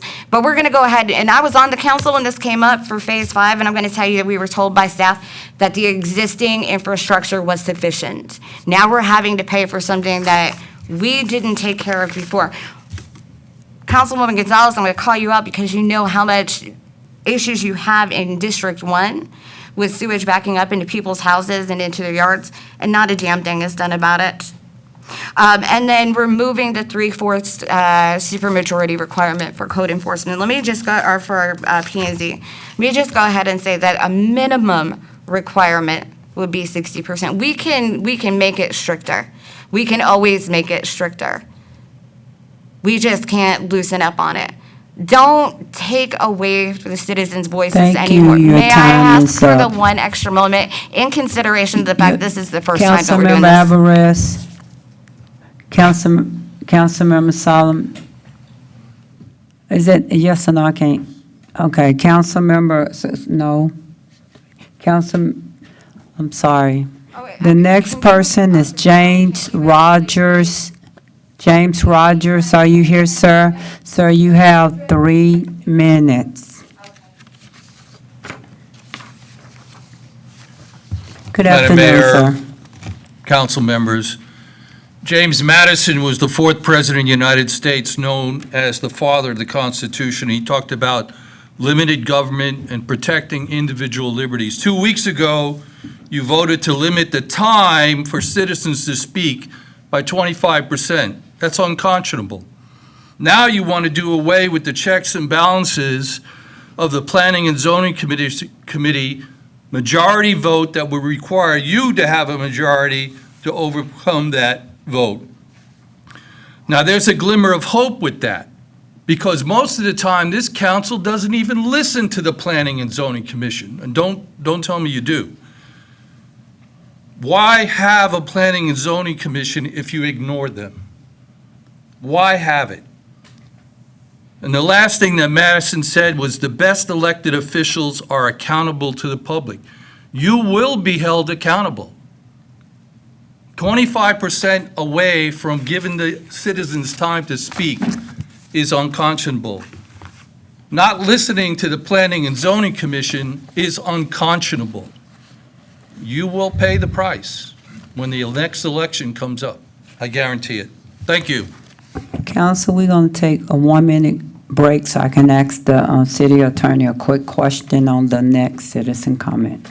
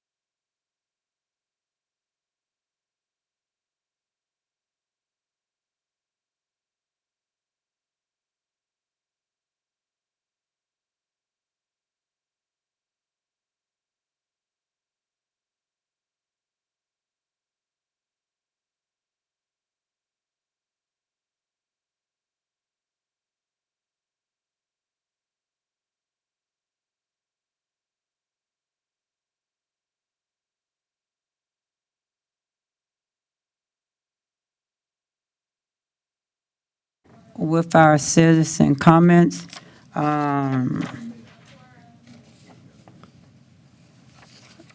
who?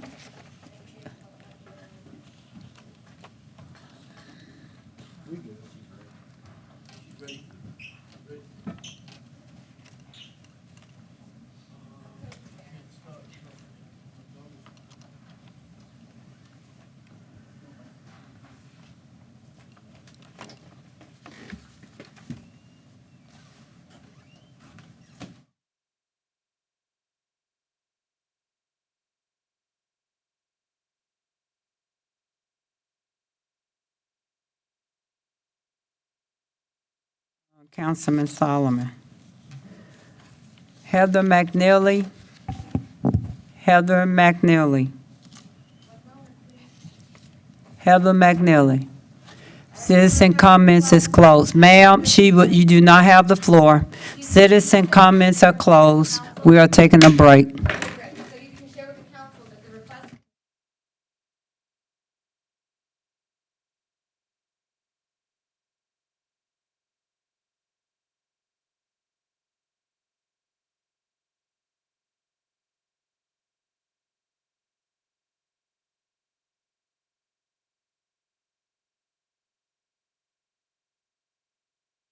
Go back to order.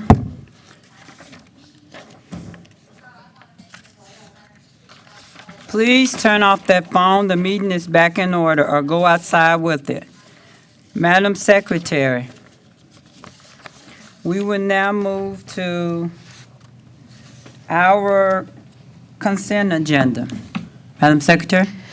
MN 25017, RS 25109, RS 25110, RS 25111, RS 25112, RS 25113, RS 25114, RS 25115, RS 25116, RS 25117, RS 25118, RS 25119, RS 25120, RS 25121. Thank you. Can I get a motion to approve the consent agenda? Councilmember Solomon. Yes, Madam Mayor, make a motion that we approve the consent agenda. Councilmember Alvarez. I'll second that motion, Mayor. Thank you. All in favor, yes. All opposed, no.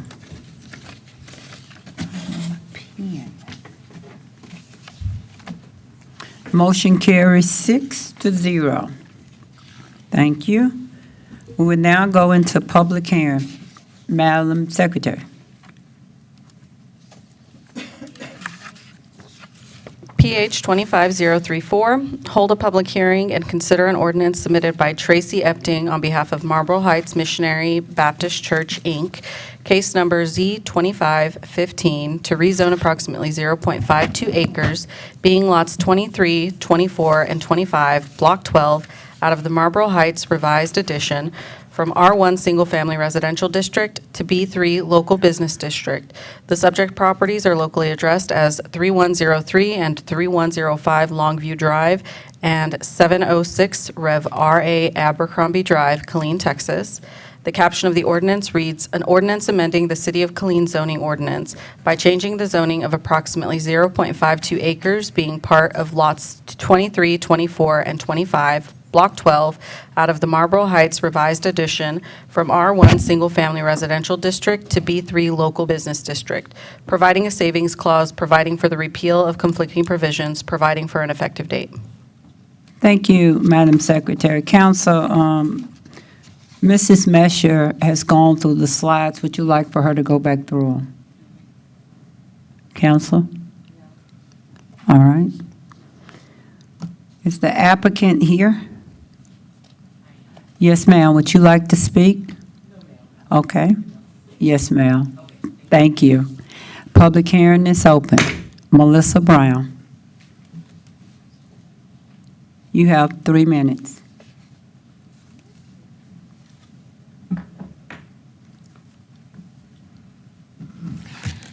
The city of Killeen is very proud about having historical areas and being a historical marker. I'll wait for Ms. Cobb and Mr. Alvarez to finish.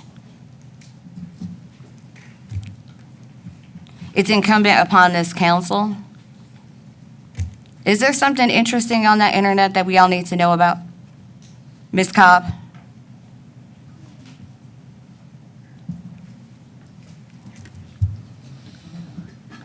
Hey, Mayor, how about you enforce your governing standards that says no side conversations and the council members will listen to and respect the citizens when they're speaking? Or do you only enforce it on the citizens? The council know the rules. So your job is to enforce it? Ma'am, you running out of time. You have done it before plenty of times. I see how much time I have. Thank you. I don't need that much time to tell the council that, it's disrespectful to not respect the history and the legacy that is. Council, if you're talking, please stop. Oh, gee, thank you, finally. Marlboro Heights is actually a very historic area in the city of Killeen. When it was first formed and when it was first built, it was the only place within the city of Killeen that black individuals could live, that black families could buy a house, that they could stay. It is incumbent upon this council to protect the integrity of that area and make sure that we're not destroying the history of it. So we want to make sure that we're not making it another area where it's just strip malls, nail salons. Thank you. and anything else of the sort. This has been a residential area forever. I understand the church wants to use this as outbuildings, and they haven't disclosed what it's for. And do I have faith that the church would do the right thing? I absolutely do. But can we say that the church will own this property for the rest of eternity and in perpetuity? No, we cannot. So when you change the zoning, you change it forever. And whoever purchases the property from the church, if they should ever sell it, you cannot guarantee that they will maintain the integrity of that area. Think about the history of this town. Think about the individuals around there. And make decisions based on the long term, not just today. Public hearing is closed. Council, Marlboro Heights Church is a historical church for a reason. That is the location where only African Americans live, and that church has been there forever. And in the future, I do not foresee them packing up and leaving. That is one of two churches, and they utilize that church quite often as outreach. So I do not foresee a historical black church leaving a historical black area because they were there when that was the only place that African Americans could stay. They worship there. Madam Secretary. Oh, yes. Any questions? Okay, can I get a motion to approve? Madam Mayor, I make a motion that we approve PH 25-034. Madam Mayor, Yes, ma'am. the public hearing hasn't been closed. I closed it. Yes, ma'am. Yes, ma'am. No, but thank you for staying on top of me. Thank you. Ms. Brown, that's your first warning for interrupting the meeting. Councilman Solomon, as you stated. Yes, make a motion that we approve PH 25-034. Thank you. Councilmember Alvarez. Second that motion. Thank you. All in favor, yes. All opposed, no.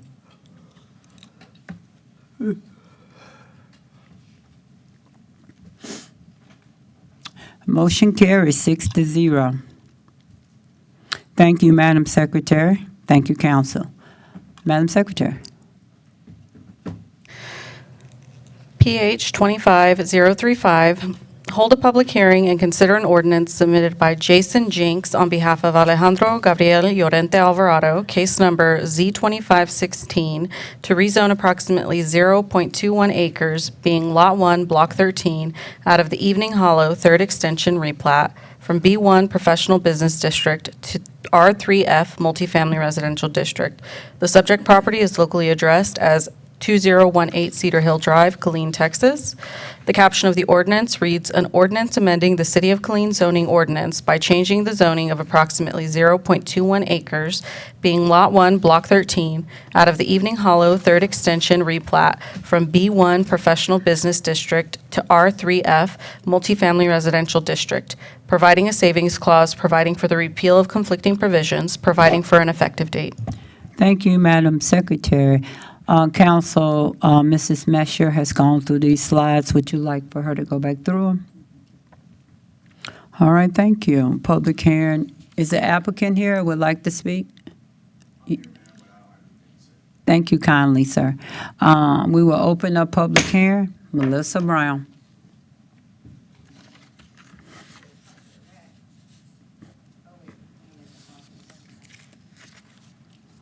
You have 3 minutes. This is one that I would normally come up here and say that I support because it would make a legal non-conforming property conforming property. However, if you look ahead on your agenda to item number 23, one of the changes that you should be making to Chapter 31 is to say that multifamily residential would be allowed in any commercial zoning, including B1. And so here's why I'm going to suggest that you leave it as B1. Because, one, once you make those changes and Chapter 31 is amended and passed, that becomes conforming and legal regardless. You can't, by state law, you can no longer forbid it from happening. But two, in the future, it does allow for a commercial neighborhood business to move in there should they desire to. So when we're looking at mixed use and we're looking at the ability to have complete neighborhoods, those neighborhood commercial, those B1s are integral to that.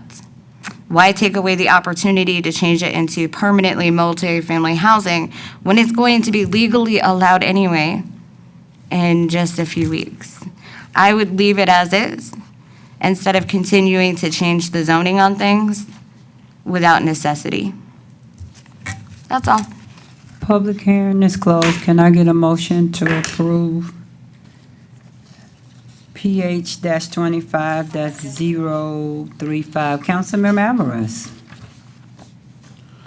Mayor, I move to approve as presented. Councilmember Sagara. Second. All in favor, yes. All opposed, no.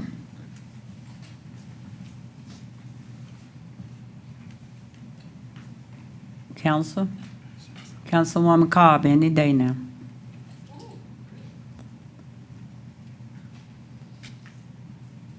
Thank you. Motion carries 6-0. Madam Secretary, whenever you're ready.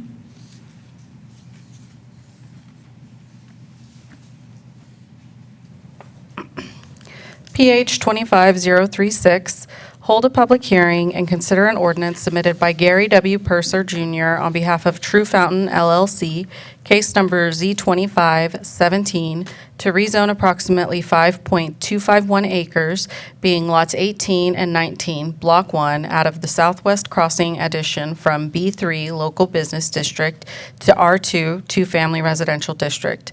The subject properties are locally addressed as 6306 Tremere Road and 6309 Turkey Trot Road, Killeen, Texas.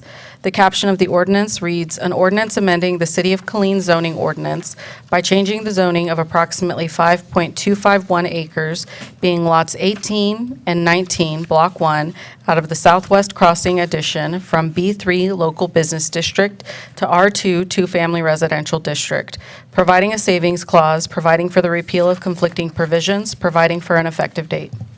Thank you. Council, Mrs. Mesher has presented the slides. Would you like for her to go back through them? Yes, no? Councilman Solomon? Councilman Cobb? All right, is the applicant here?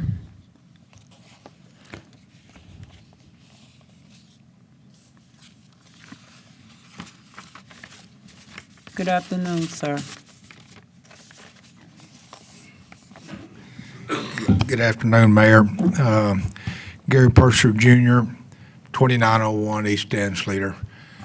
Before I get started, I would like to apologize to all y'all. Last time I broke protocol and didn't act real good, but sometimes you don't act right. But I do apologize putting all y'all in the spot. I apologize to you, Mr. City Manager, and to the mayor, as well as to the police chief, that his guys were nice and courteous, and they took me out, and I went on my way. I thought you were going to say they took you out to eat. They didn't know. Thank you, Mr. Purser. That was kind of you. And I apologize also to you, not for putting you out, but the tone that I took to put you out. I apologize to you, Mr. Purser. City manager did reach out to me by telephone. Yes, sir. Not once, but twice. And I didn't handle that very well because I did not take his call. So I apologize for that. I always don't do the right thing, and I try sometimes. We all anyway, make mistakes. enough of that. We all do. So thank you for that. Thank you. I just wanted y'all to know that he did reach out twice to me. Yes, could you start, Mr. Purser, you got a minute and 40 seconds. That's plenty of time. Yes, We've sir. already talking about this plenty.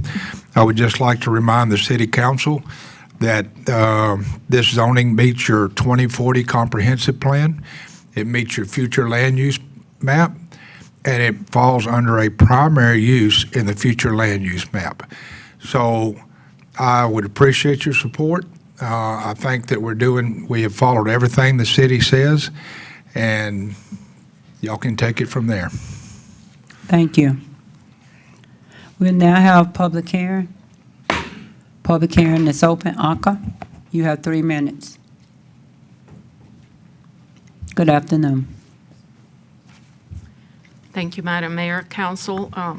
So new laws are going to go into effect on September 1st, and one of the laws is that multifamily would be allowed. You cannot deny multifamily in commercial zoning. So if there are two options, right? One is to disapprove. And in that case, you can have multifamily built because you cannot stop that from happening in a commercial zoning now.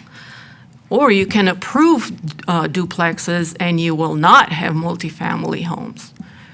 So between the two alternatives, I would say that approving duplexes would be better. Again, if you disapprove, you can have multifamily built there. You cannot stop that. If you approve this, you cannot have multifamily. Thank you. Thank you. Melissa Brown, you have 3 minutes.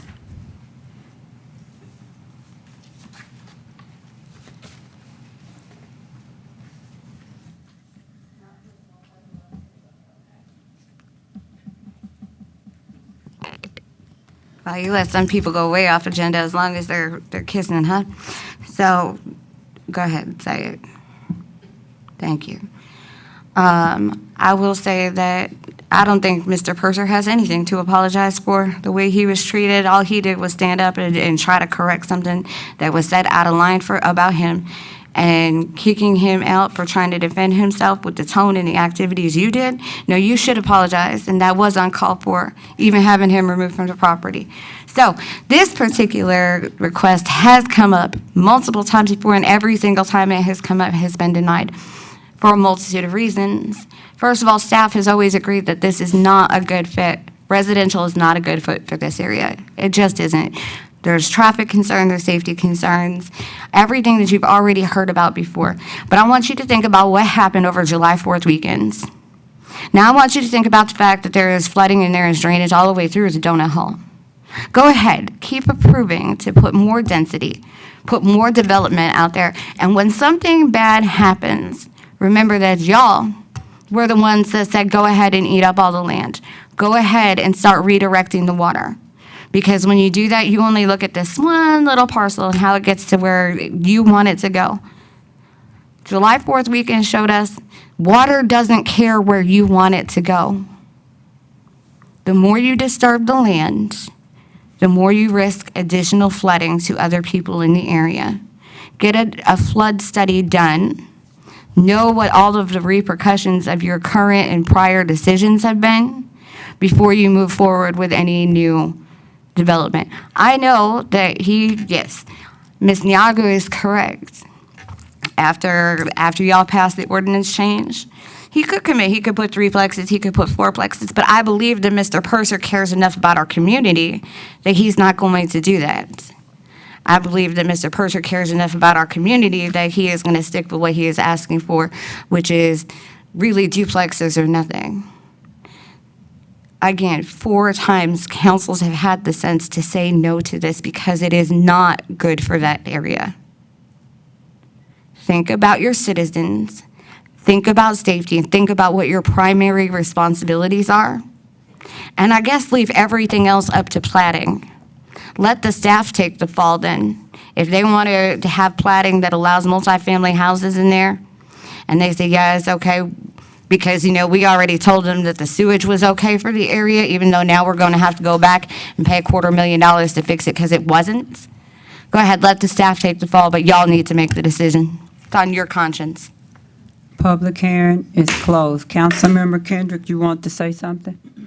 Okay, with that being said, Mr. Purser, once again, thank you for your apology, as I apologize to you. We have a great, excellent working relationship, and so does him and Mr. Cagle. And council accept that apology because it doesn't take away that we are Team Colleen.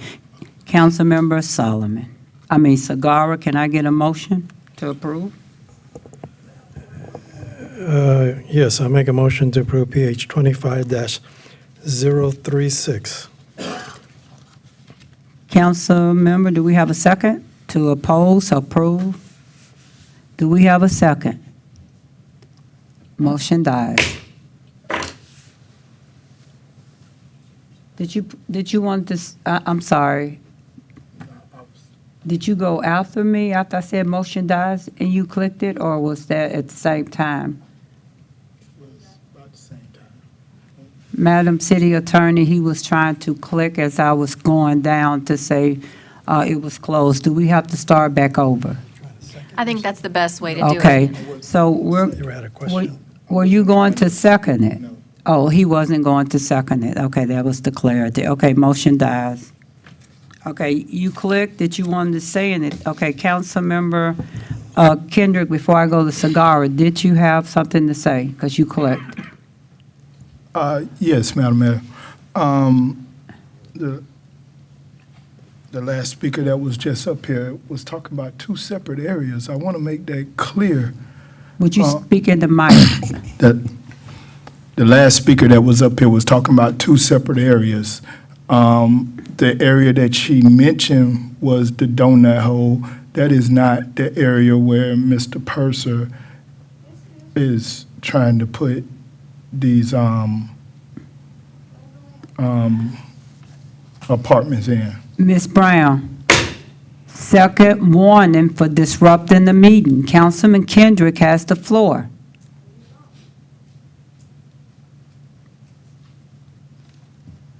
I truly apologize, sir. The floor is yours. Right, and that's what I was trying to understand. I thought this was the area off Tremere, Yes, sir. We're not talking about the donut hole. No, sir. but she mentioned the donut hole, and I just wanted to make clarification that that wasn't what we was talking about, and that wasn't what was on the agenda. Yes, sir. Thank you, Madam Mayor. You're welcome. Councilmember Sagara.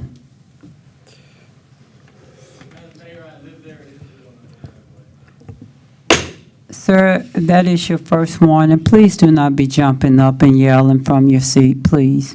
I mean, I know we all want to be put out. I'm really not in the move, and I don't think the council's in the move. You're doing this intentionally to be put out. So please, stay focused. You can go home and watch us from TV or go outside, but you do not have to carry yourself in an unprofessional manner. Councilmember Sagara, the floor is yours. Well, thank you, and it doesn't matter whether it is or it's not. That's not the point here. But I just had a question. I remember, I don't know if it's last time for staff. Last time this came before the council, Mrs. I know Mitchell. that the part in front, we got that rezoned because he wanted the whole part, I think we rezoned it R1, the front part, is that? Area recently. Mr. Purser requested to rezone a portion of property on the north side of Wells Fargo, just south of this subject property, Yeah. to R1, which was approved. And then he subsequently requested R2, which was also approved. There's also a rezoning request on the south side of Wells Fargo for duplexes and townhomes that was approved.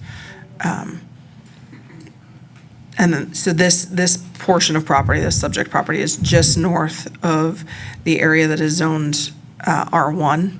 There's an area just a bit south, if we can pull up the map, that was rezoned for duplexes.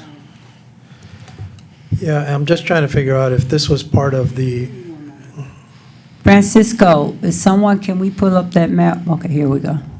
Thank you both. Okay, I'm sorry about that, sir. if this was part of one of the original, the last one, I think it was, when the council, and then we, This wasn't part of any of the recent requests. The last time this came before the council, I believe, was 2020. 2020, okay.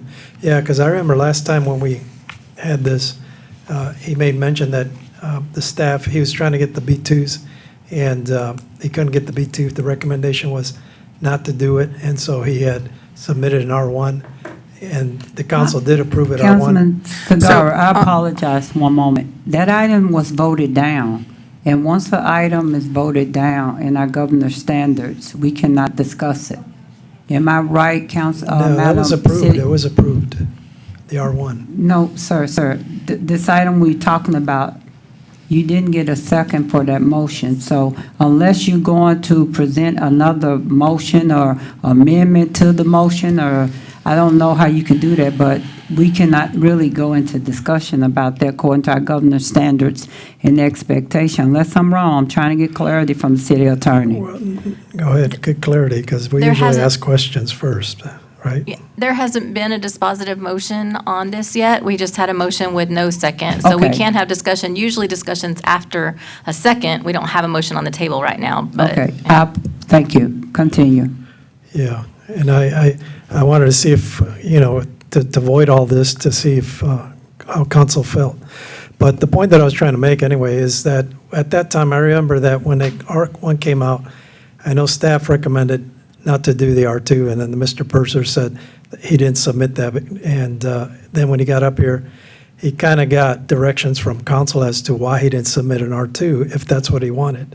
And so I think from my understanding is, maybe that's what he's trying to do here, because he kind of got the direction from the council as to why didn't you submit an R2 if that's what you want, instead of, following the staff recommendation. I think I can address your questions. Would you break it down what he's trying to ask so everyone can understand? So the exhibit that's on the screen right now identifies the subject property, which is outlined in blue in the middle. And then this property down here is owned by Mr. Purser and was requested for rezoning. Up until relatively recently, this area here, outlined in red, was zoned agricultural. Several months ago, Mr. Purser submitted a request to rezone this area to R1. So this area that's the pale yellow is zoned to R1. That request was approved. He subsequently came back and rezoned another portion for duplexes. So this area just in the corner here that continues down further south is zoned R2, which was also approved. That was the meeting that you're referencing. Yeah, that's probably it. Thanks for that clarification, because I remember something. I was trying to get to that, because I said, I know we approved an R2 before, and that was that little part. The area of the subject property tonight, just for everyone's understanding, is owned by Ms. Sue Baldwin. Mr. Purser is just the applicant in this case. Okay. And it's always, as long as I can remember, it's been Zone B3. And as I said, there have been several requests to rezone it to duplexes and R3F multifamily over time that have been disapproved. Okay. That's all I have. Thank you. Do anyone? Mr. Cochran, that's your second warning. So, Mrs. Mesher, thank you. Councilmember Alvarez.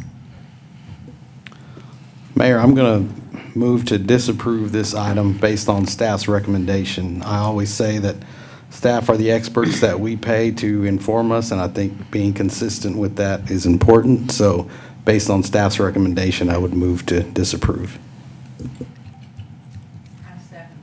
We have a motion and a second. Thank you. Mr. Purser, is there something you want to say? Ma'am, there's a whole lot I want to say. I don't understand when you ask me to follow what you say and you tell me the guidelines and then you want to turn it down. How do you justify that in your mind? I meet the 2040 comprehensive plan, I meet the future land use plan, and I meet a standard in that. And you still want to turn it down. Mr. Purser, you have to address it to me. I know you may be talking to a person, but Yeah, well, I'm talking just to look at everybody. me. Apologize. Okay, just look at me. I don't understand, Mayor. Yes, sir. That we have already went through this. Your staff has recommended disapproval. Every time they've recommended approval on the property that adjoins Yes, me, sir. Mr. Mayor. On the property that adjoins me, recommended approval. Mm-hmm. My property that adjoins it, they recommend disapproval. We hear all these issues. We heard it tonight. Not consistent with the area. That's what they use. That's what they told y'all tonight.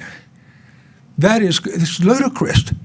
When I meet everything the city tells me to, and y'all can sit here and we shouldn't even be here. We shouldn't even have to have this discussion. I meet what you tell me to meet. And I've got a problem, and it makes no sense to me. And I don't think it makes much sense to a lot of people. except the ones that don't want to make sense. It's craziness. Yes, sir. What can a man do when I meet everything y'all tell me to do, and you still want to vote it down? I don't understand how that can even happen. So, Thank you so much. We have a motion and a second. All in favor, yes. Councilwoman Gonzalez, you have something to say? Thank you. I just wanted to confirm, planning and zoning this time around approved this one 6-1 or 6-0? It was 6-1, but prior to that, Madam, Mrs. Mesher said they had disapproved it twice, I think. Is that twice? Twice. Okay, thank you. Okay, all in favor, yes to disapprove. All opposed, no.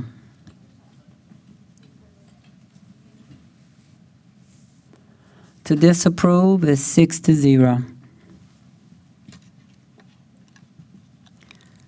All right, Madam Secretary, we will now go into our discussion items. Do anybody need a break before we move forward? No break? Okay. All right, let's move. DS 25038, report regarding Women in Municipal Government Conference. Councilwoman Cobb, the Good floor is evening. yours. Good evening. And that's one of the main reasons why you attend a Women in Municipal Government Conference. It tells us about the leadership of women and how we handle disagreements and what we do. Let me tell you about it. The screens. I guess I need to go down to the podium. You're going to go? He's going to bring you, Glegg. Okay. Anytime now, Mr. Let's look at the Kagan. screens on this. One of the resilience for women in leadership is one of the main reasons why I love attending Women in Municipal Government. You see, when the city have enough interest in paying for a person to go to these conferences, I do believe that we should come back and we should tell what we've learned. Well, let's look at this because I have, 3 minutes? Let me go. Am I going the right way, Mr. Cagle? Did it go?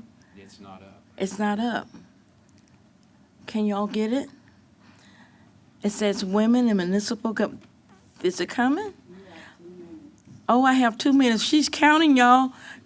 Come on. Come on, guys. Well, we can keep going. One of the main things that we talked about in Women in Municipal Government is how now that with the workforce, I know we have a representative here that works with the workforce, and that's the programs that they're adding to workforce for women to go and have this, to learn these leadership skills, to be able to use them, to be able to go into the different departments, into the different resources, so that we can be accountable for, but most importantly, to be able to stand up and speak. That's resilience and women in leadership.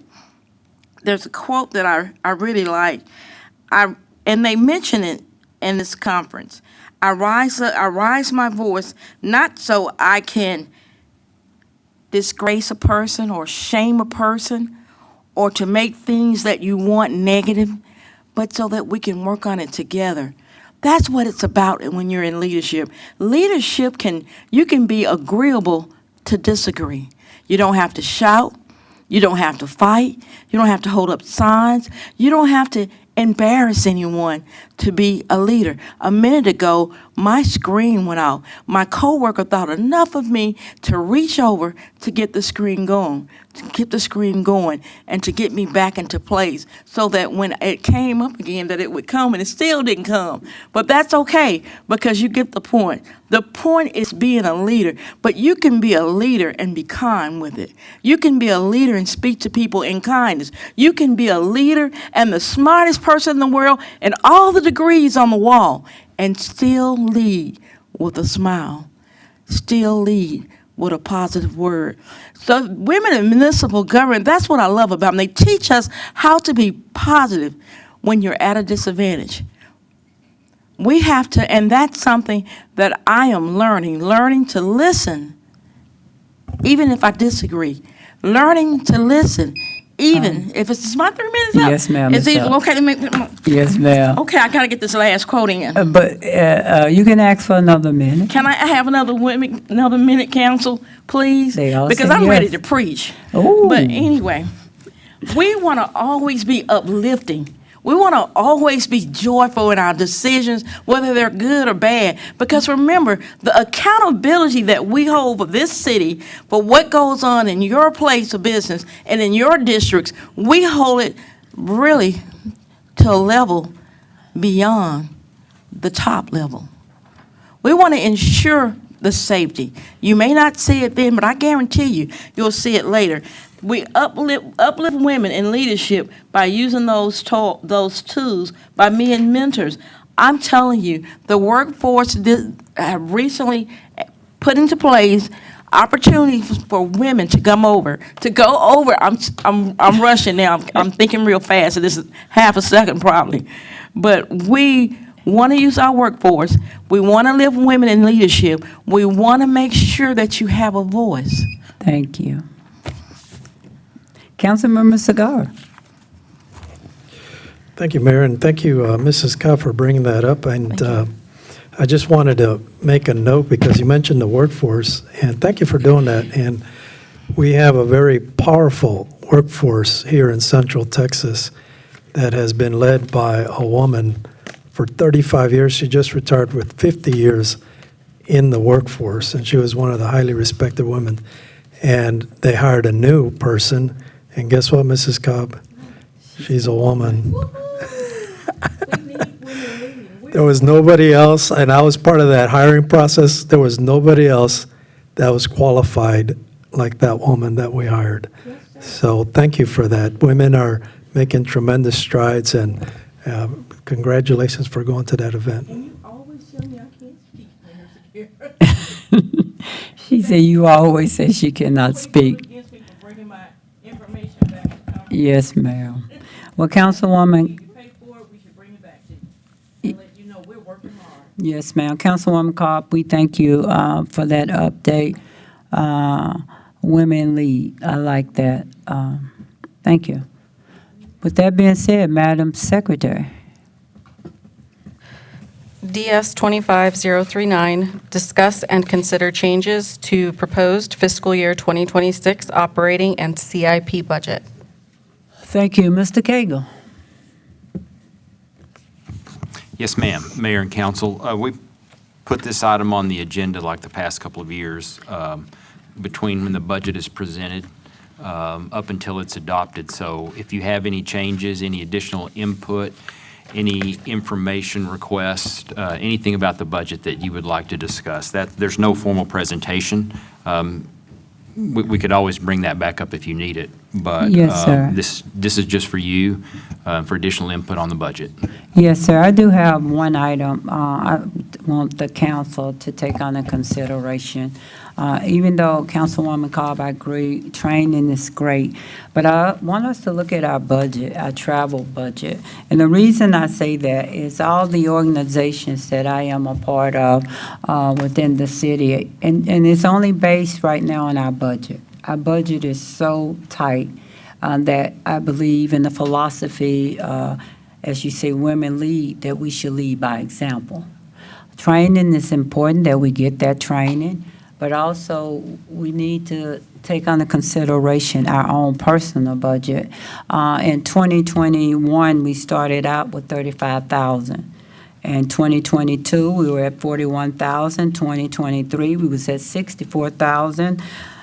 2024, we was at $105,000. 2025, we're at $109,000. And this right here is what really got my attention. In 2026, we are projected to be $131,000 for us to travel and training. I just really think during this time of crisis with our budget, and we're cutting, and we cannot hire, and because employees need people to work, I mean, staff do, we don't have that. Also, when it comes to equipment and things that we might need, that you would look within yourself and the numbers that I have called out, and just see where we can meet in the middle. Training is important. I do believe in that. Being a part of what's going on, I do believe in that. But right now in our budget for this particular year, that's the only thing I'm saying, this particular year, going from 2021, and that was $35,000, all the way to proposed 2026, $131,250. That is something that don't cut it, but for this particular year, maybe we can go down a little bit, and then when our budget is more robust and healthy, if you want to continue to train and travel, maybe we can go back to whatever you decide on. And that's just a recommendation. I don't expect an answer right now, but I just want us to be cognitive of that. And I have started by all memberships I am no longer members of, nor do I pay dues, because I think that is so important for the city. So just take that under consideration. That's all I have for you. All right? All right, Madam Secretary.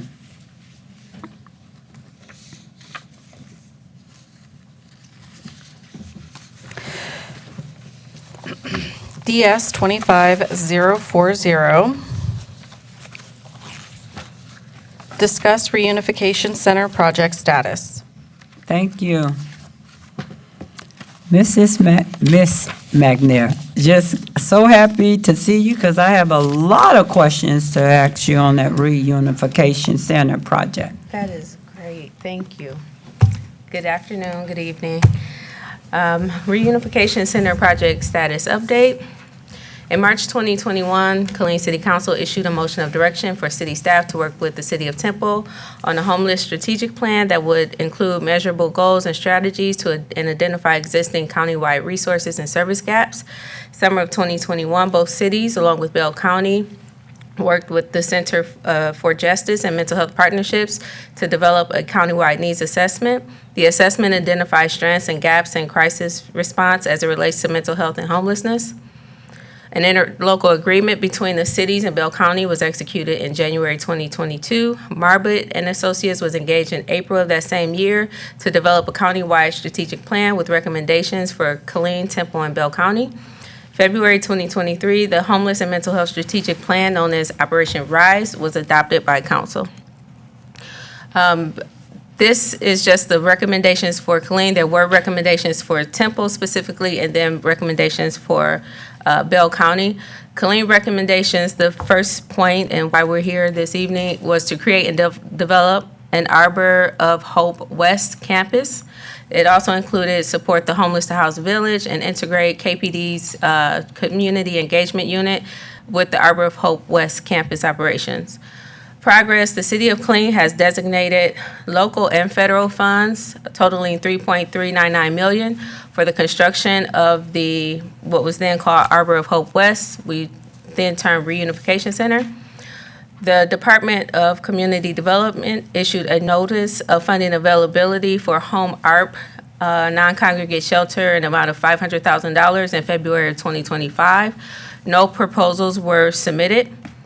And then to the third point, CDBG has been approved for use to fund one licensed master social worker for fiscal years 24 and 25. And this evening, there will be a vote in the special meeting on whether we fund again for a third year. The Reunification Center is an emergency shelter for unhoused individuals.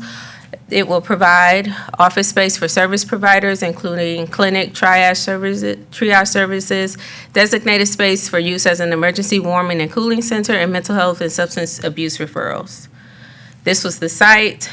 We were here about a month ago because that's when the zoning was changed to R3 for both of those sites. This is just a rendering of what it would look like.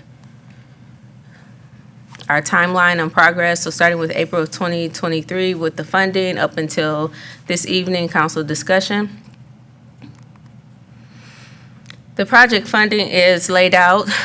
CIP money from fiscal year 2023, that's when it was first funded, was totaled to be $2 million. And we had CDBG money for fiscal years 23 and 24, and a total amount of $1,399,103.09.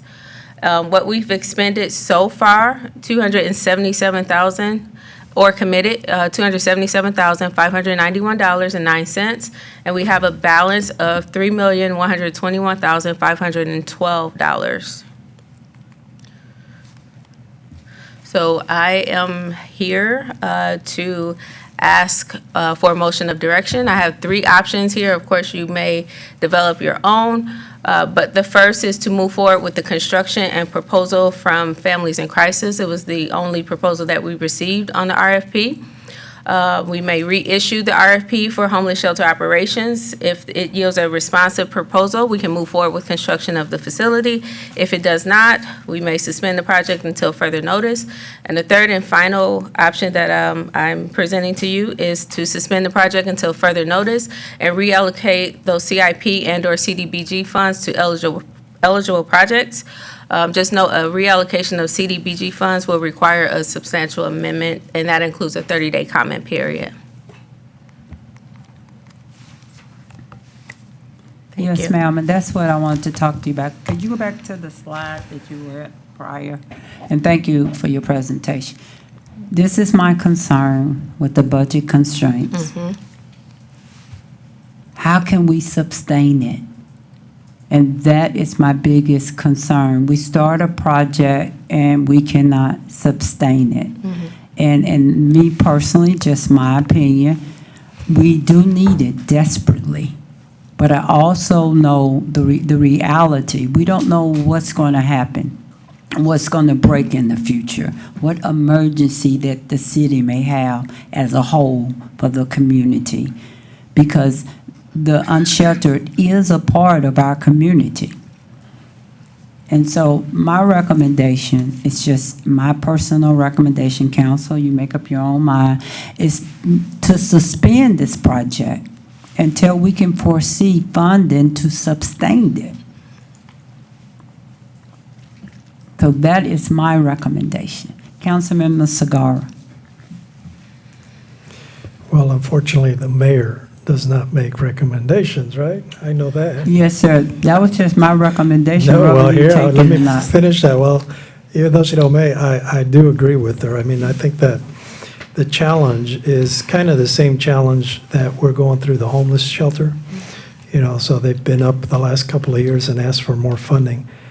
And I think that that's going to be the tough thing, is the operational part.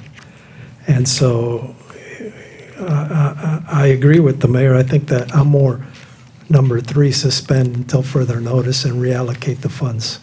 So that's where my vote is going. Well, we need a motion of direction if that's where we're going. Yes, sir. Oh, no, not you yet. Councilmember Gonzalez. Thank you. So I do appreciate that statement. The question I do have, though, is regarding the reallocation of funds to the CIP. What would that dollar amount be approximately? 1 second. So at the time this presentation was put together, the CIP total that remains is $1.8 million. Now, if we were to suspend this project, the current facility that's being utilized right now for our community, which is through the Families in Crisis, there's not going to be a change to that at this time. Is that correct? As it Not- relates to this? Right, not that I am aware of. They have not informed me of any changes to their operation. The service that this project would be providing, would we consider it drastically different than what the current Families in Crisis is providing? Not drastically. I think what was proposed with the homeless and mental health strategy does put in more support systems.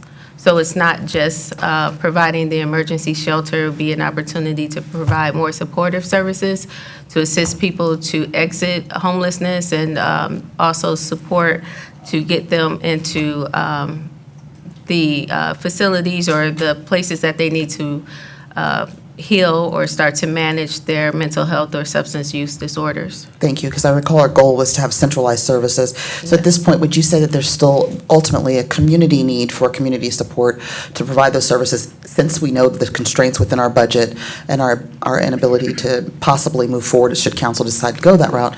Would you say there's still a community need to be able to provide those services for the population that we're referring to today? Yes. Thank you. And this, if I may, the city does support at least the substance use disorder interventions through the Syntex ARC agreement that it has. And there is additional funding that in the coming weeks, we will be back to ask for and another agreement or alteration to the current agreement to increase that funding. And the last question, so the option was to suspend the funds and then to reallocate them. Could they be also, is it possible to have the option to suspend and hold for future consideration? I would ask Mr. Cagle or Mrs. Tanglin to talk about a suspend and hold on the CIP, but I will say on the CDBG funds, there is a clock that ticks, and we have to expend those funds. If we do not, there is a chance of recapture. Understood. Thank you. Thank you, Madam Mayor. Yeah, I was going to ask some of the same question Councilwoman Gonzalez asked. I wanted to know where the funds, if we were suspended, where would it go in terms of CIP? When you say, would it go, these funds would not be spent or given to the current shelter. We would just, I'm thinking about if we could just hold the funds, but you're saying with the CDBG, you can't because you want a time limit. Is that correct? That's right. Okay. So the CDBG funds, we would convene CDAC. The community development staff, we would look at any projects that are active and see which one is best fitting and can expend the dollars in a timely manner. We would convene CDAC, make a presentation to them, and ask them to make a recommendation. If we don't get a quorum, we would just move forward with a staff recommendation for those funds and do a substantial amendment, which would need to be approved by HUD. The CIP, I'm sure Ms. Cagle has a list that goes up one side of a page and down another of potential projects that could be funded with that money. The 2 million, well, it's not 2 million now, it's $1.8 million. We can hold on to that indefinitely at the council's direction. Of course, there are, as Ms. McNair said, there's lots of projects, but you can hold on to this money. It will stay in the account and earn interest. Thank you. And I am with the mayor and Mr. I think that we should suspend it, so I'm all for it. Thank you, Madam Mayor. Thank you so much. And I just want to make a correction for the minutes. The mayor does have an opinion and can make a recommendation. Everyone here has one. I just want to correct the former mayor that I do. And one of the things I wanted to say with that motion of direction, if they make it, to answer your question, and I do understand the city have other obligations, but that CIP, the 1.8 that should stay in place for the reunification. That should not be used. I mean, it may be, if we're asking them to suspend it, well, I would expect that there would be money left over to take care of it if you want to take it under consideration next year. Because if you spend it this year, and if next year's budget is worse than this year with the funding from the state and federal, you will not be able to get that money back. It's gone. So that is a recommendation to the council, if that's the way you want to go. But also, you can say, Mr. Cagle, we know we have other obligations. We have things that we need to take care of. Go ahead on and utilize it. But then if you suspend it and you decide next year, going back to that, where will you find the money? I just want us to take under consideration that the unsheltered population is a part of our community. Councilmember Solomon, is this a motion of direction? Thank you, Madam Mayor. Yes, I want to make a motion to suspend that motion of direction and hold that funding until we can decide what we would like to do with that. Councilmember Alvarez. Mayor, I want to second that motion, but I'd like to add a caveat if I can. Okay, I let me would- get clarity first. Councilmember Solomon want to suspend it, but reserve a hold, as you say, reserve the $1,800,000 for future use for the reunification center. That is correct. Okay, yes, sir. Amendment, this is amendment. Correct. I Okay. second his motion, but I wanted to also see if he, Mr. Solomon, if you'd entertain revising that motion to include, I think it's incumbent upon us to ensure that we're working towards finding a sustainable partner for the operations of it. I believe that's why we're saying we need to suspend it, because we don't have a fiscally sustainable partner for the operations of the center. So we have the money to build it, but then you need money to run it. So if we can continue working with our community partners and trying to find another entity that we can partner with that has that fiscal viability to come in and provide that component that we're missing, I think it's important that we achieve the mission that we set out to do at some point. Okay, Councilmember Alvarez, I am not going to remember all that, so make it simple to your amendment, please. The amendment is to include a direction for staff to continue pursuing equitable, fiscally viable partner for operations of the center. Okay, can we get a second to that amendment? I agree to the amendment. Okay, we got a click. Okay, go, we have somebody, Councilwoman Gonzalez. I would second that motion. Okay, thank you. All right, we'll start with the amendment. Any more discussion on it? Councilmember Kendrick, I see that look. You looking to your left and right. Okay. All right, all in favor of the motion of direction for the amendment to look for a feasible partner that can run the facility, the reunification center? Yes, opposed, no.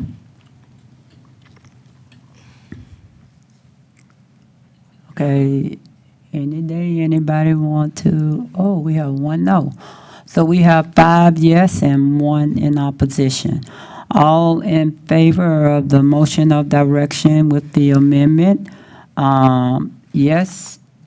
All opposed? No.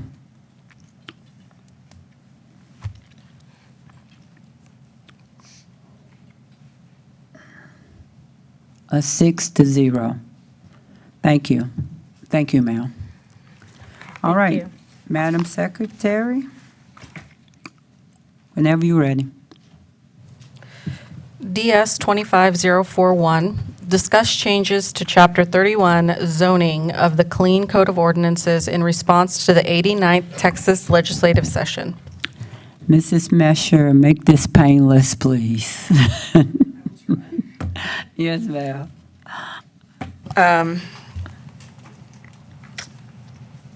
So this presentation is going to cover some of the recent legislation that affects land use and zoning. So as you know, during their 89th regular session, the Texas legislature passed several bills into law that will affect the city's zoning and land use regulations. Notably, Senate Bill 840, Senate Bill 15, and House Bill 24 were passed into law and will become effective on September 1st. Senate Bill 840 was voted for by Buckley, Hicklin, and Flores. Senate Bill 15, Buckley voted against it, and Hicklin and Flores voted in favor. And House Bill 24, Buckley, Hicklin, and Flores voted in favor. So the first bill I'm going to go over is Senate Bill 840, which addresses mixed use and multifamily development. Senate Bill 840 establishes Chapter 218 of the Local Government Code, which states that a city must allow mixed-use residential and multifamily uses in any zoning district that allows office, commercial, retail, or warehouse as a permitted use. It excludes land located within 3,000 feet of an airport or military base, or on which a heavy industrial use as identified in the statute is allowed. So it would exclude all of the M1 and M2 zoning districts, but it'll allow residential development by right in all commercial zoning districts. So that's our essentially our B1 through B5 zoning districts will now allow multifamily and mixed use by right.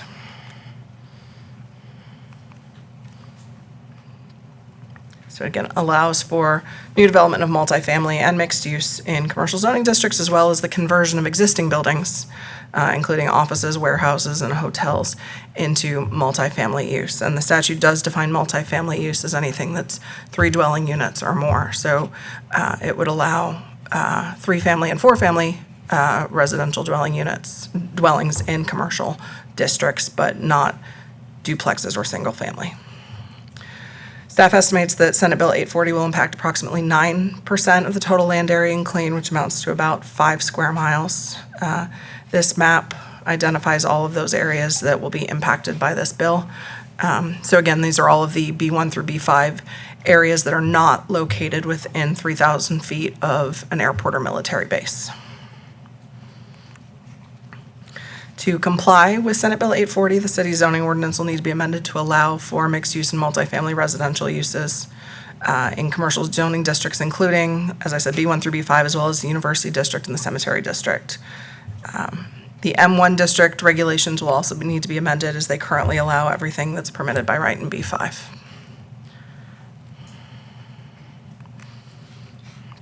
Okay, Senate Bill 15. Senate Bill 15 is what we're referring to as the Single-Family Density Preemption Bill, which amends Chapter 211 of the Local Government Code.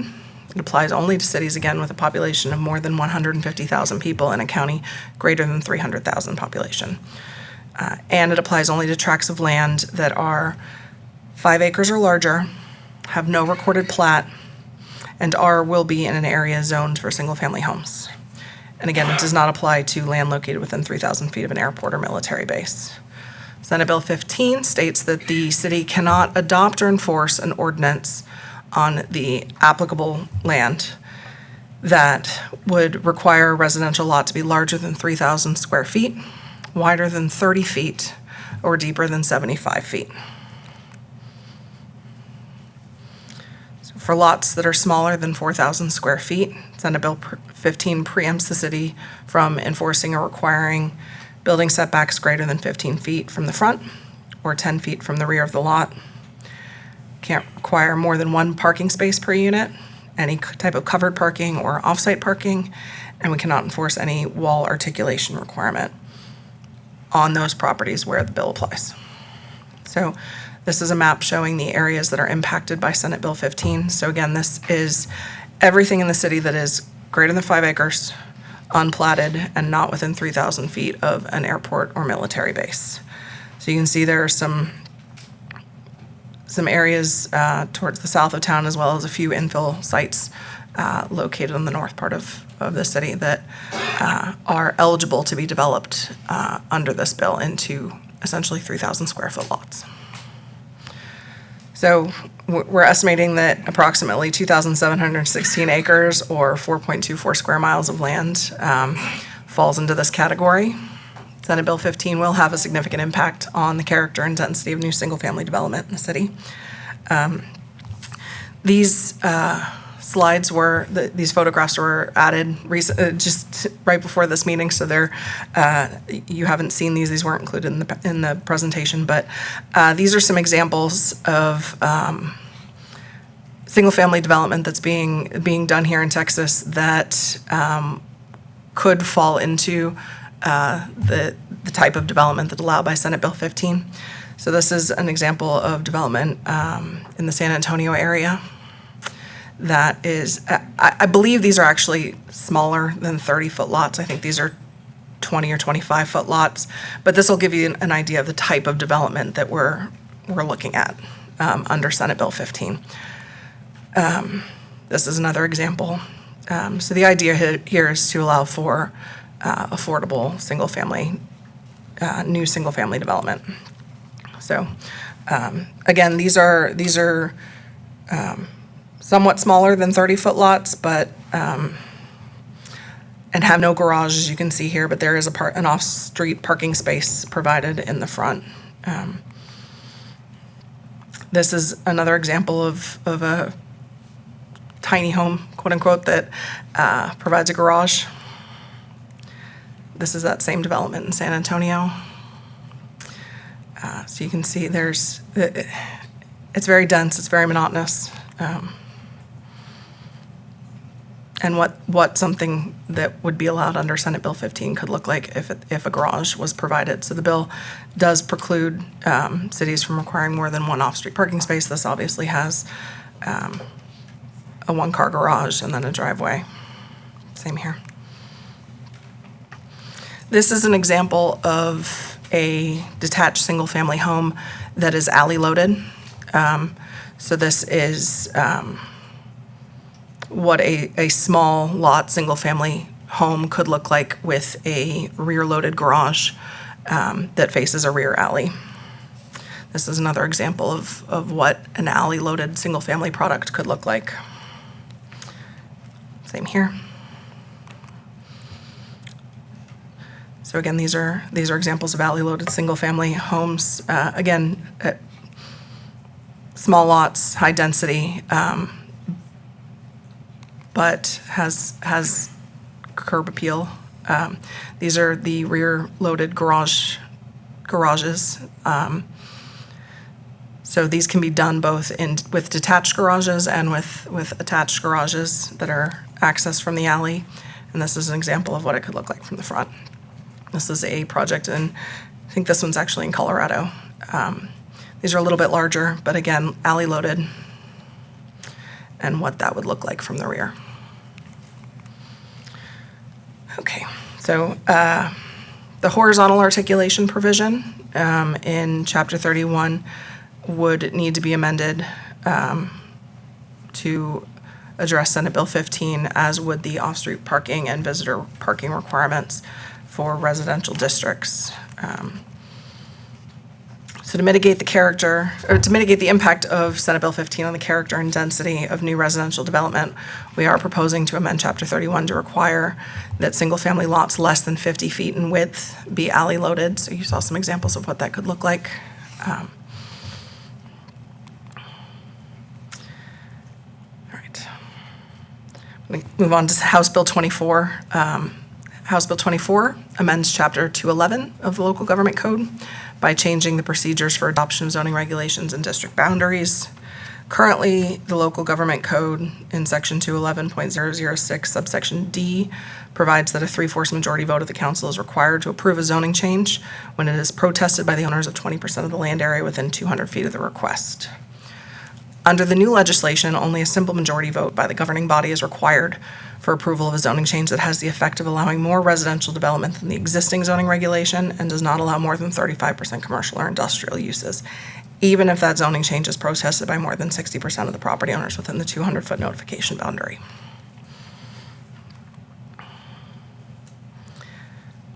Three-fourths majority vote by the governing body is still required if the request does not allow for additional residential development and is protested by more than 20% of the property owners within the 200-foot notification boundary. The amendment also requires that the city must post a sign about the proposed zoning change on the property at least 10 days prior to the Planning and Zoning Commission hearing and until final determination is made by council, and that sign must be at least 2 feet by 4 feet in size. Statute does allow cities to require the applicant to pay for and maintain that sign. So with that, we are recommending a couple of changes to Chapter 31 to address House Bill 24. The first is that Section 3139 will need to be amended to address the new requirement regarding protest and when a supermajority is required. We are also recommending adding language requiring the applicant to assume responsibility for ensuring that the signage meeting statutory requirements is posted on the property. Local Government Code Section 211.006 subsection F currently provides that the governing body may by ordinance provide that the affirmative vote of at least 3/4 of the members of the City Council is required to overrule a recommendation by the Planning and Zoning Commission for disapproval. City of Killeen has adopted this requirement in Section 3139E.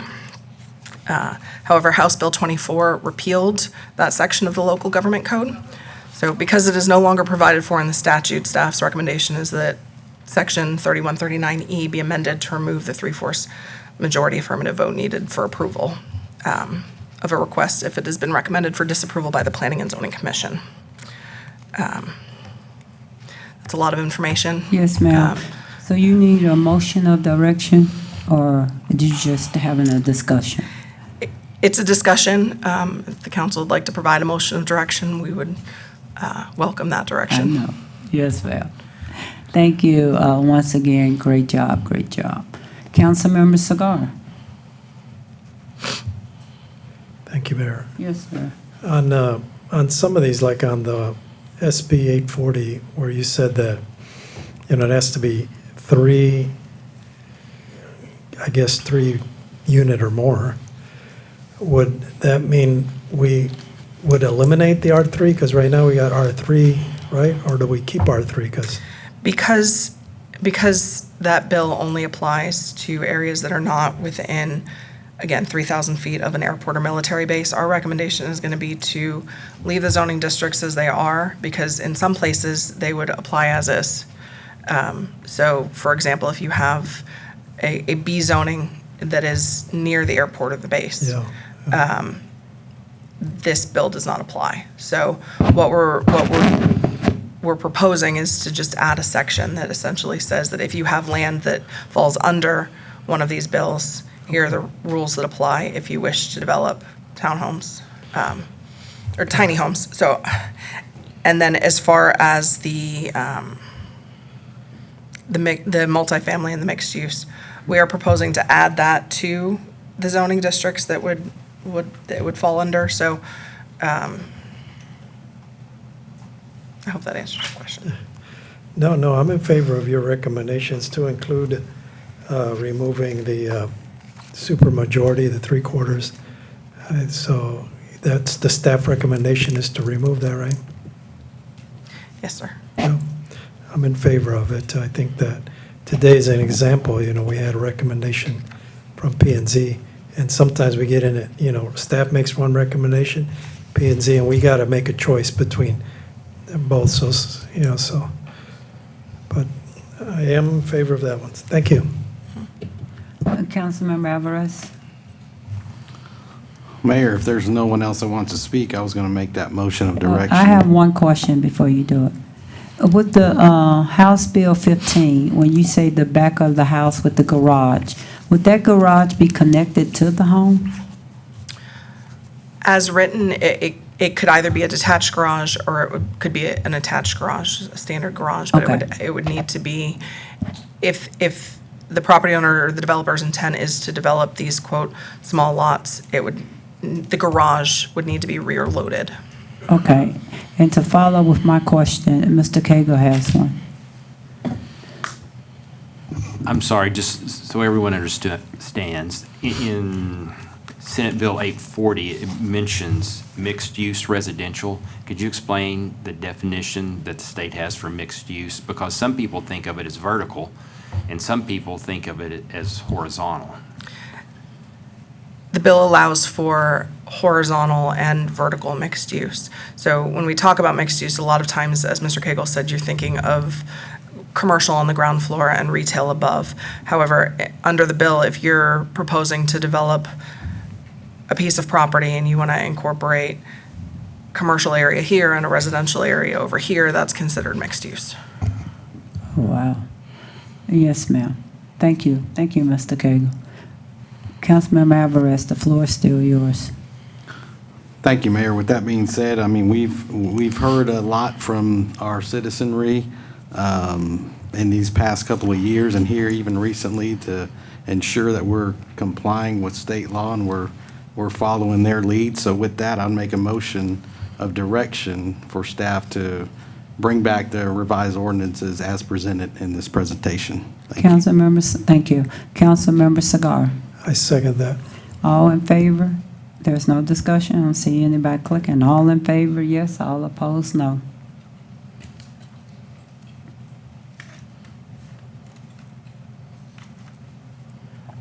The motion of direction carries 6-0. Can I get a motion to adjourn? Councilmember Alvarez? Councilmember Cobb? All in favor? Aye. Francisco, need adjourned. How long does it take to go into our second meeting? Okay, we're going right into our second meeting. If you'd like to take a break.